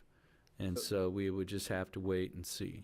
So let's just use the Bobcat of Salina property there. That's certainly less than 8 acres. Yes. Right. Yeah. Okay. All right. I'm a little more comfortable with that now. And so this, when Jackson Flats came in, the owner of Jackson Flats had to hire Olson Engineering, and they did a drainage study, and then they calculated based on what Jackson Flats was doing how much detention they had to have, and then that was designed as part of that building permit. And so what this applicant is requesting is that instead of having a global drainage solution for the 35 acres, to come in and have a solution calculated when you have a known use or user. Thank you. Any further questions of staff? Would the applicant care to address the commission? Thank you again. This is it, I believe. I get your reservations 100%, but the unknown, and the best way I can tell it to you is to just give you the details of what we do know. For instance, we have Jackson's Flats that's buying the 120 feet immediately west of their facility. They're going to coordinate in their development plan when they go in front of the city commission, which Mr. Petroci's with Jackson Flats here to my right. I believe that was submitted on Friday even with their plan of the civil and everything comes with their building permit. The rest of it, we've got one group represented by a broker out of Topeka that I've done a lot of deals with that has 15 to 20 acre user that's going to build a 7,000 to 8,000 square foot building on 15 to 20 acres. The rest of it would be impervious. I've got another group represented out of Dallas that wants to build a 50,000 square foot building on 8 acres. So I don't know how you design, if you can't defer, you can't master plan a detention basin in the entire thing. The other thing that I think is worth noting in this instance is the Johnsons own the 30 acres north of that as well. So we're fully aware that we very well may master plan. It's not in the city, as you can tell, but because we were doing the deal for Jackson Flats, and this your actions today allows a guy like me to go out and say, it's platted and zoned, you're gonna have to deal with your detention, which everybody recognizes, you know that. You're gonna have to deal with your detention with us as we're talking about how are we gonna price this? Am I handling your stormwater off-site and making you 100% developable, or are we gonna make your 20 acres handle your own stormwater? And these are the things that have to be done. But at that point in time, I've got a site plan, and I've got an area, and I've got a drainage study. To do it preemptively, I'm not smart enough to do that because I don't know what it's going to look like. But What I think you're saying is that because the Johnsons own this, they're in a position to grant, if they Absolutely. needed a drainage easement to go from this portion up to this ditch, then the Johnsons are in a position to allow that to happen because they control the property. or quite literally put all the detention on that property, and then we're that much closer to pump to the easement that's on the north side of Pleasant Hill. To answer your question, yeah, we can move the water, we can pump it. I mean, there's pump stations that we have it on 9 South today. I mean, we pump it back out to 9th Street. That's not an uncommon phenomenon.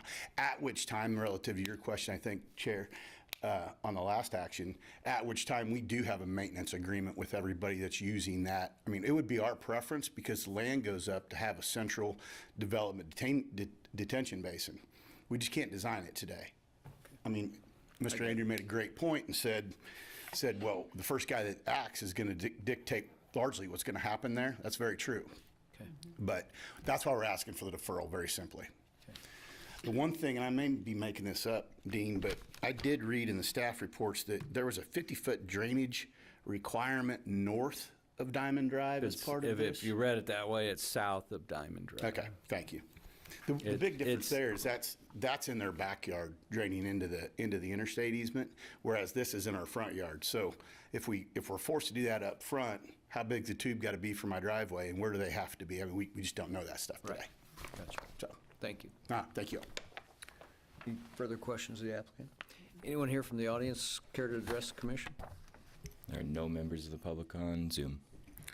Okay, and I would just, I'm not suggesting anything, but we've seen it happen. We actually saw it happen over here with this site here, but you know, one possibility is you need some fill for pads here. You could dig a borrow area here to get fill for sites here, and then that borrow area becomes a detention area for the whole development. But you don't know till you get the first user in. Gotcha.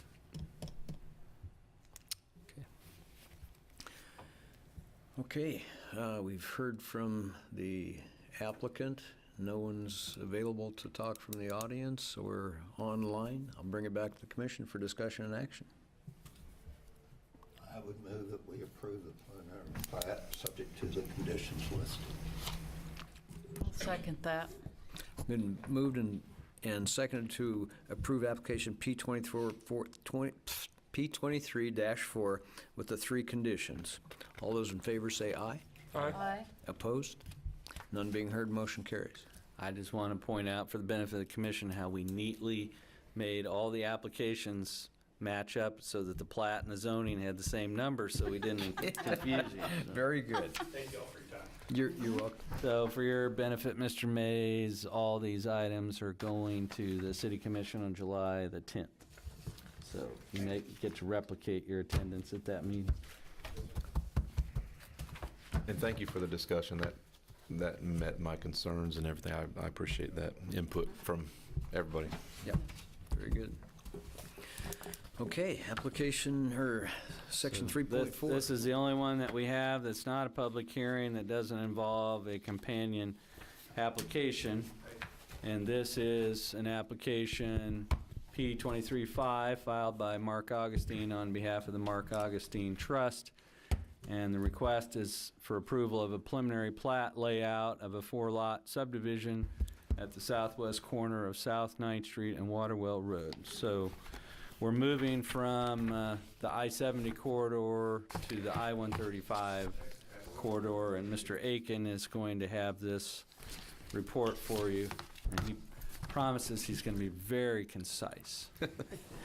I did not promise that. I'm going to be very in-depth. So thanks, Dean. So yeah, this is a preliminary plat request for approval of the Augustine Addition, which is located at the southwest corner of Waterwell Road and South 9th Street. So in January 2022, an application to rezone this property to PC5 was filed within the South 9th Street Corridor Overlay District. At that time, this property was owned by the Eldon Miller Trust, but was under contract to a potential buyer, Mr. Augustine, who is now interested in developing the site with a travel center, accessory RV parking, and possibly mini warehouses. This 25-acre site is currently vacant and is used for agricultural purposes. The subject property has been zoned A1 since it first came into the city limits in 1999, but it has never been platted.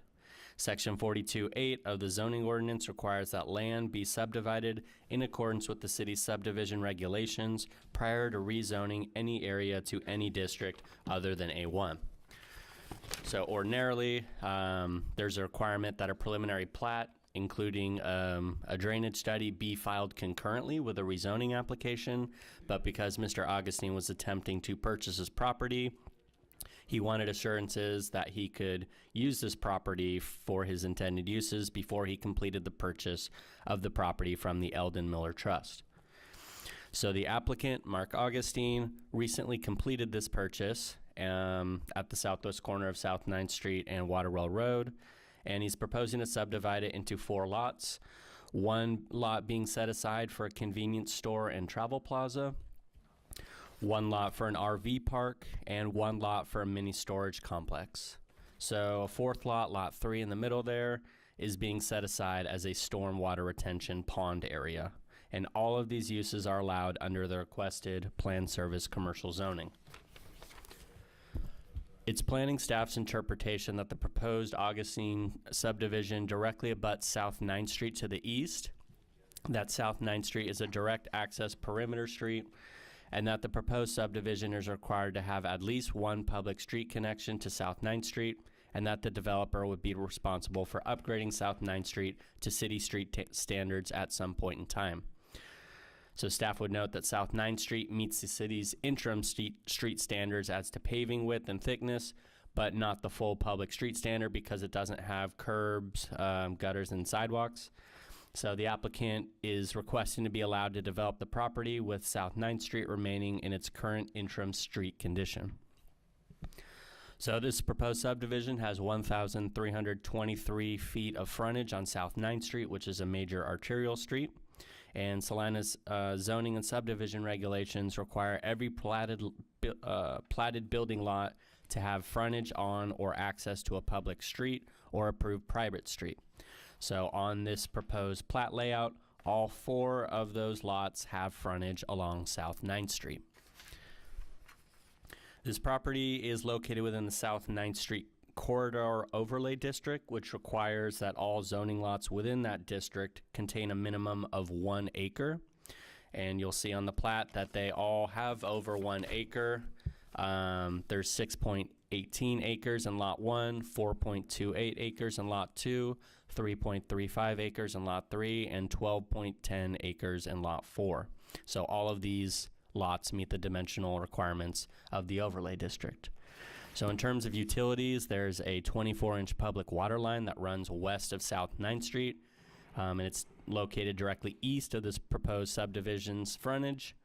And this major distribution line is capable of providing adequate flows for both domestic supply and fire protection to serve the development of this property. There's a 15-inch sanitary sewer line that runs along the west side of South 9th Street, and it's located directly east of the proposed subdivision's South 9th Street frontage. So this line carries sewage discharge from this area to a pump station located southwest at the southwest corner of South 9th Street and Schilling Road. So this area is served by Evergy and Kansas Gas Service. There's a 10-foot existing gas easement located along the east property line. And this site can readily be served by electricity from an existing overhead line along South 9th Street and Waterwell Road, but there are no gas lines being proposed to serve this property. So the applicant's design team, EBH Engineering, submitted a subdivision drainage study with their original preliminary plat application, which has been reviewed by city engineering staff. The drainage plan is to construct a retention basin in the middle of the property, Lot 3, that will detain runoff from Lot 1, 2, and 4 and release it at a controlled rate onto 9th Street.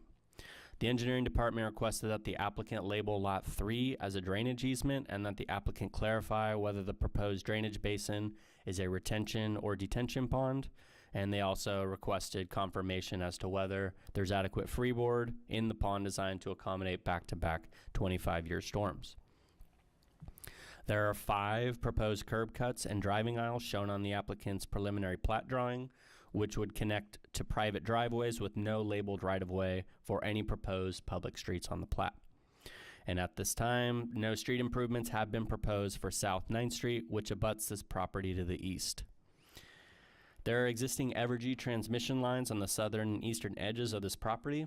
There's a 15-foot wide permanent utility easement located along the south edge of Lot 4 and a proposed 40-foot wide access and utility easement located at the south edge of Lot 1 and 2, where electric service will be installed to serve this property. So in terms of the proposed improvements, South 9th Street is now owned and maintained by Salina County, and then although South 9th Street is paved, like I said earlier, it doesn't meet city street standards because it doesn't have curb and gutter and sidewalk. So the developer would have the option of improving South 9th Street to full city street standards, or they can make a request to the city commission that the property be allowed to develop with South 9th Street left in its current interim condition. The proposed plat shows that the applicant is not proposing to dedicate right-of-way for any proposed public streets, and furthermore, the city engineer has determined that no axle, decel, turning lanes, or other roadway improvements are required to serve this proposed development. So the applicant's engineering team submitted a subdivision drainage study with their original preliminary plat application, and that has been reviewed by engineering staff. The drainage plan is to construct a retention basin in the middle of the property that will detain runoff and drain it onto South 9th Street. And then lastly, the developer will be required to pay for the full cost of internal public water lines needed to provide water service, and the full cost of any public sewer lines needed to provide sanitary sewer. So the city's future land use map shows this area as being appropriate for commercial development subject to the restrictions and development standards contained in the South 9th Street Corridor Overlay District. And therefore, in regard to this proposed preliminary plat, it would appear the Planning Commission has the following options. So the Planning Commission could approve this plat subject to any conditions they deem appropriate. The commission could recommend that consideration be postponed to allow staff to gather more information, or the Planning Commission could vote to deny the proposed plat if it finds that the proposed plat does not conform with the plat review criteria in attachment number 5, which is attached to this report. Staff would recommend approval of this preliminary plat, incorporating all public improvements shown on the plat drawing, subject to the following 3 conditions. Number 1, the developer shall obtain a letter from the city engineer approving storm drainage and retention pond design plans for this proposed development prior to the final plat approval. All needed drainage and utility easements shall be shown on the final plat. Number 2, the developer shall be responsible for the installation of all required on-site and off-site public improvements shown on the preliminary plat drawing and associated plan drawings, including the provision of curb, gutter, and sidewalks, or request to the city commission that the property be allowed to develop with South 9th Street in its current condition, and construction of the required stormwater retention basin and the installation of the required internal water and sewer lines. And then lastly, a revised preliminary plat containing all the revisions and corrections contained on staff's corrections checklist, which is attached to this report, shall be submitted to the Planning Division prior to submittal of a final plat application.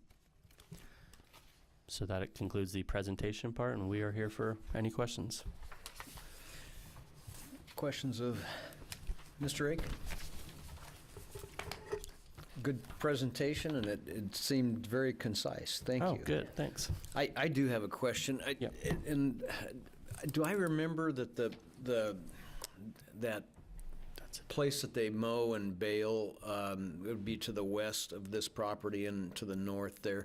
Is that part of the state's water runoff plan? Where exactly are you referring to? We need to get him a laser.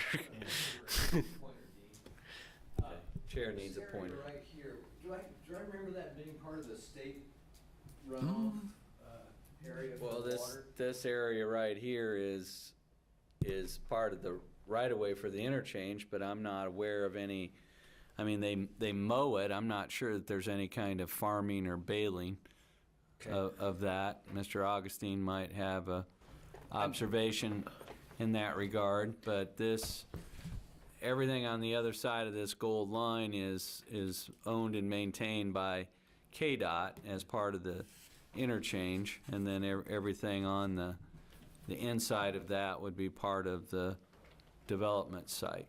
Well, and when Mr. Aiken was explaining this, the runoff going to 9th Street out of that detention area, I just wondered why they didn't run it over the other way. But if that's not that intended purpose over there, I must be thinking of another interchange. We're not sure that there's any place for it to get under water well, because everything here goes from south to north. And one of the reasons, and we're asking the engineer for some clarification, but the basic difference between a retention pond and a detention pond is that the retention pond, either it is a year-round water feature and it has freeboard above the water level and it stays that way year-round, or it's retention and the water is stored in it and then percolates straight down into the ground. And so retention means it doesn't go anywhere. The main challenge out here is that it's extremely flat, and two, the ditches are either flat or they're all plugged up, and so their staff did not have a good recommendation for discharging stormwater off this site and having any expectation that it would go anywhere. Okay, very good. Thank you. Any other questions of staff? Would the applicant care to address the commission? So maybe we can get him to put that on the screen. I'm Mark Augustine. I guess I have one question that, as they're going through the conditions, is the 9th Street condition and what's required there, or what I need to do to develop it as is. I missed that point, I guess, when I was reviewing it. Can you clarify that for me, Dean? Yeah, the presumption is that all you have to do is state today that your plan is to develop this with 9th Street in its current condition. Okay. And so the distinction is that the 9th Street is paved and it has adequate width and thickness. It doesn't have curb and gutter, and it doesn't have so there's not been any expectation for any of the other development out there to do that, and so all you have to do is state for the record that your intention is to develop with 9th Street in its current condition, and that's your request. Okay.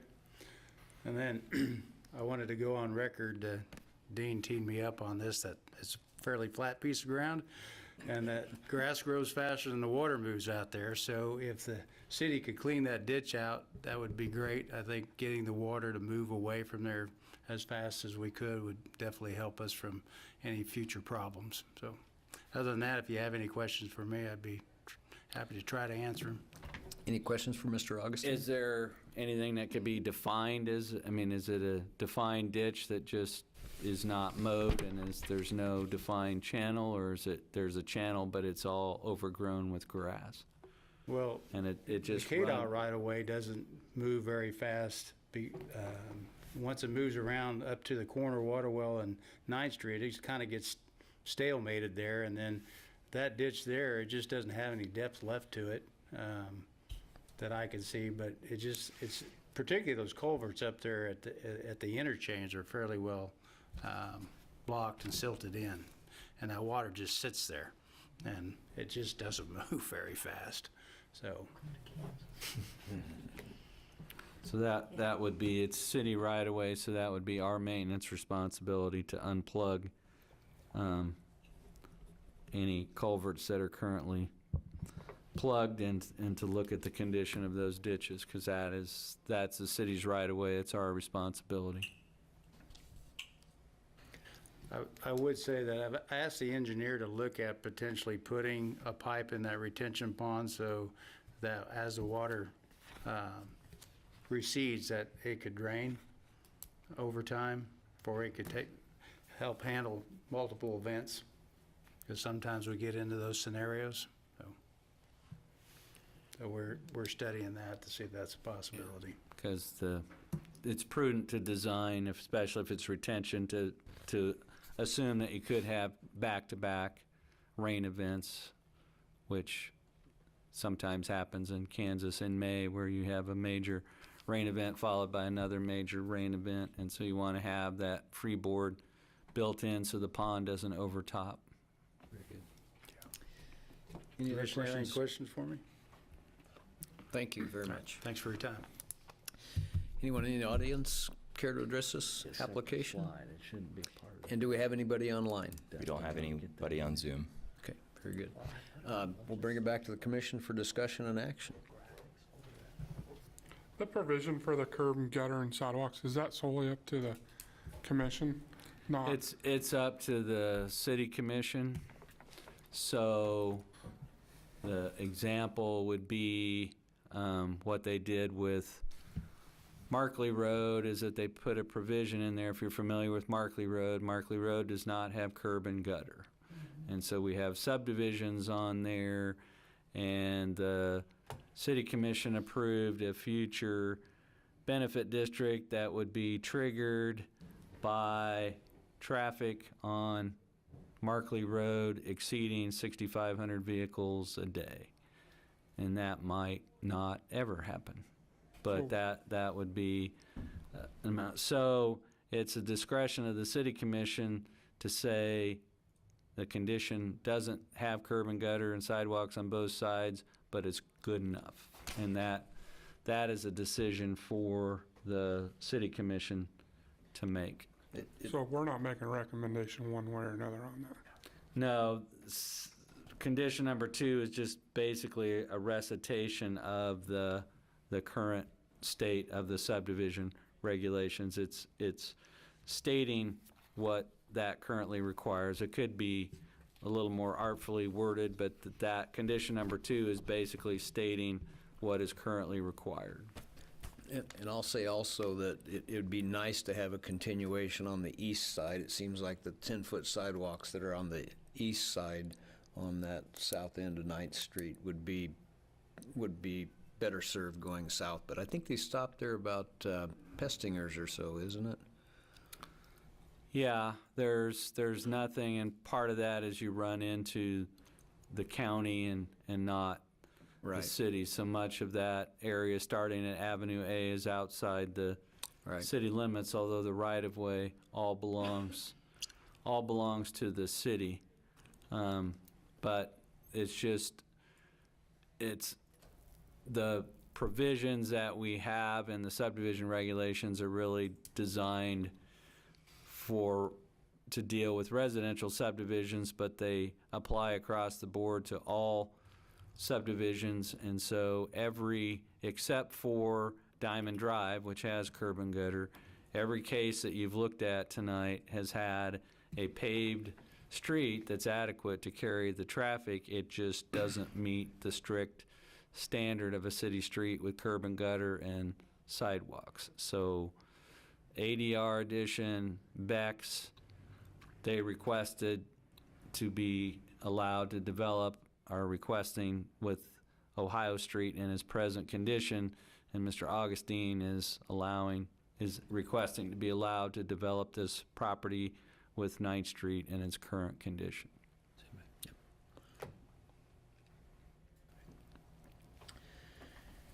Any further discussion? Anybody care to make a motion on this one?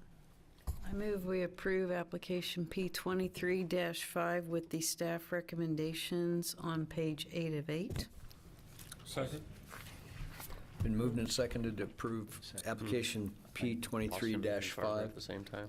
So can we get the second on that motion? Commissioner. It seemed to be a tie, so. I think it was a three-way tie. I broke the tie. Commissioner Ivy. Commissioner Ivy had the second. Oh, okay. A second. All those in favor say aye. Aye. Aye. Opposed? None being heard, motion carries. Thank you. Okay. For Mr. Augustine's benefit, a preliminary plat, the Planning Commission's final decision maker, so that does not go on to the City Commission. So after a preliminary plat, the next step is a final plat. We have no preliminary discussion items, unfinished or other business, Dean. The only other business we have is that we have a meeting on July the 18th, no meeting on July 4th. But we're still paid for that July 4th meeting. You'll get the same pay as if we had a meeting that day. Okay, So, just clarify for the members. Same compensation and reimbursement as if we were meeting, so you'll get paid for 24 meetings this year, not 23. Okay. And so, we will meet on July the 18th, and we've got, won't be like tonight, but we've got a number of applications that have been filed, and so that's what occurs when you only have one meeting in a month. So. And just for the members of our public access fan club, we don't get paid. This is a volunteer thing. Public forum. Do we have anybody online? Appears our audience is There's no vacant. public. I would like to throw up a couple of things there. First of all, Mr. Aiken did a great job on the presentation. Thank you very much. And Mr. Michelson, you are like nailing the computer over there in the pictures and diagrams and stuff. Thank you.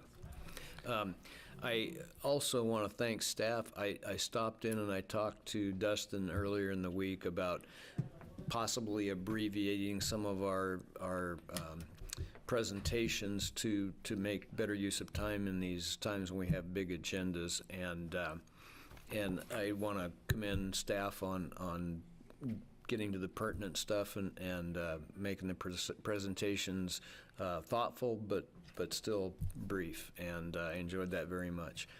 And also, Dustin told me at the same time how many applications you guys have had this year compared to last year. Do you happen to know that number, Dean? I forgot. Well, I can't speak to the applications. What we're reporting is it's not, anytime you are a planner on planning staff, you're living in two worlds. One world, we all, as planners, review residential and commercial building permits, as well as working on the cases that go before the various boards and commissions. But I think what he was speaking to is that in the first 3 months, or at least the first quarter of this year, we have issued 82% of the number of building permits we reviewed in all of 2022. Wow. So as of the first 4 months of 2023, we had issued 82% of the number of permits that we had done in 2022, with eight months still to go. And so it's just a reflection of the dual world that the staff works in, where we call it, you've got current planning and then you've got current planning. The current planning is building permit applications that come in for new homes or additions or accessory buildings, or in my case, I have 6 applications for placement of new manufactured homes and manufactured home parks, which we review. And so that's going on at the same time that we're working on these. And so it's just a function of you have to divide your train of thought, you have to divide your workday into doing what would be considered day-to-day stuff, and then planning for the futures, which is what we're doing here. But it's just a function that I I can't say that the number of applications coming before the Planning Commission is off the charts compared to others, but it's pretty unusual that you have a case like this where we got 4 different subdivision plats that are all on one agenda. Right. And plats, by their nature, are more complicated to review than just a change in zoning or something like that. So we don't. The only one I know of that's coming back for the 18th is you had the preliminary plans for Mr. Byquist, Lakeview Estates number 3, and they've filed their final plat to come back to you to, hopefully it should look just the same as the preliminary, but that we have on the 18th. So you'll have not an agenda like today, but still a pretty full agenda on July 18th, and then we'll see from there. We did report, and we keep reporting, and there's still development agreement negotiations underway, but the City Commission did select a preferred developer to develop 500 units of workforce housing. And from what we've seen, most of the locations, at least for the first half of those, are going to involve cases of zoning, platting, potentially annexation out in the Menards area. So we're keeping our eye out for those things, but we can't predict that we're going to get 4 plats filed at one time, but when we do, we got to divide up the work and get it put together. So we're very appreciative that we have 4 staff planners, and basically you could see we divided up the work here, and so each planner that we have was assigned a case to work on, and so it's helped us manage our workload when we're kind of snowed in by building permit activity. Oh, And job well done. Thank you. Is there a motion to adjourn? So moved. Second? Moved and seconded. All those in favor say aye. Aye. Opposed? None being heard? We are adjourned.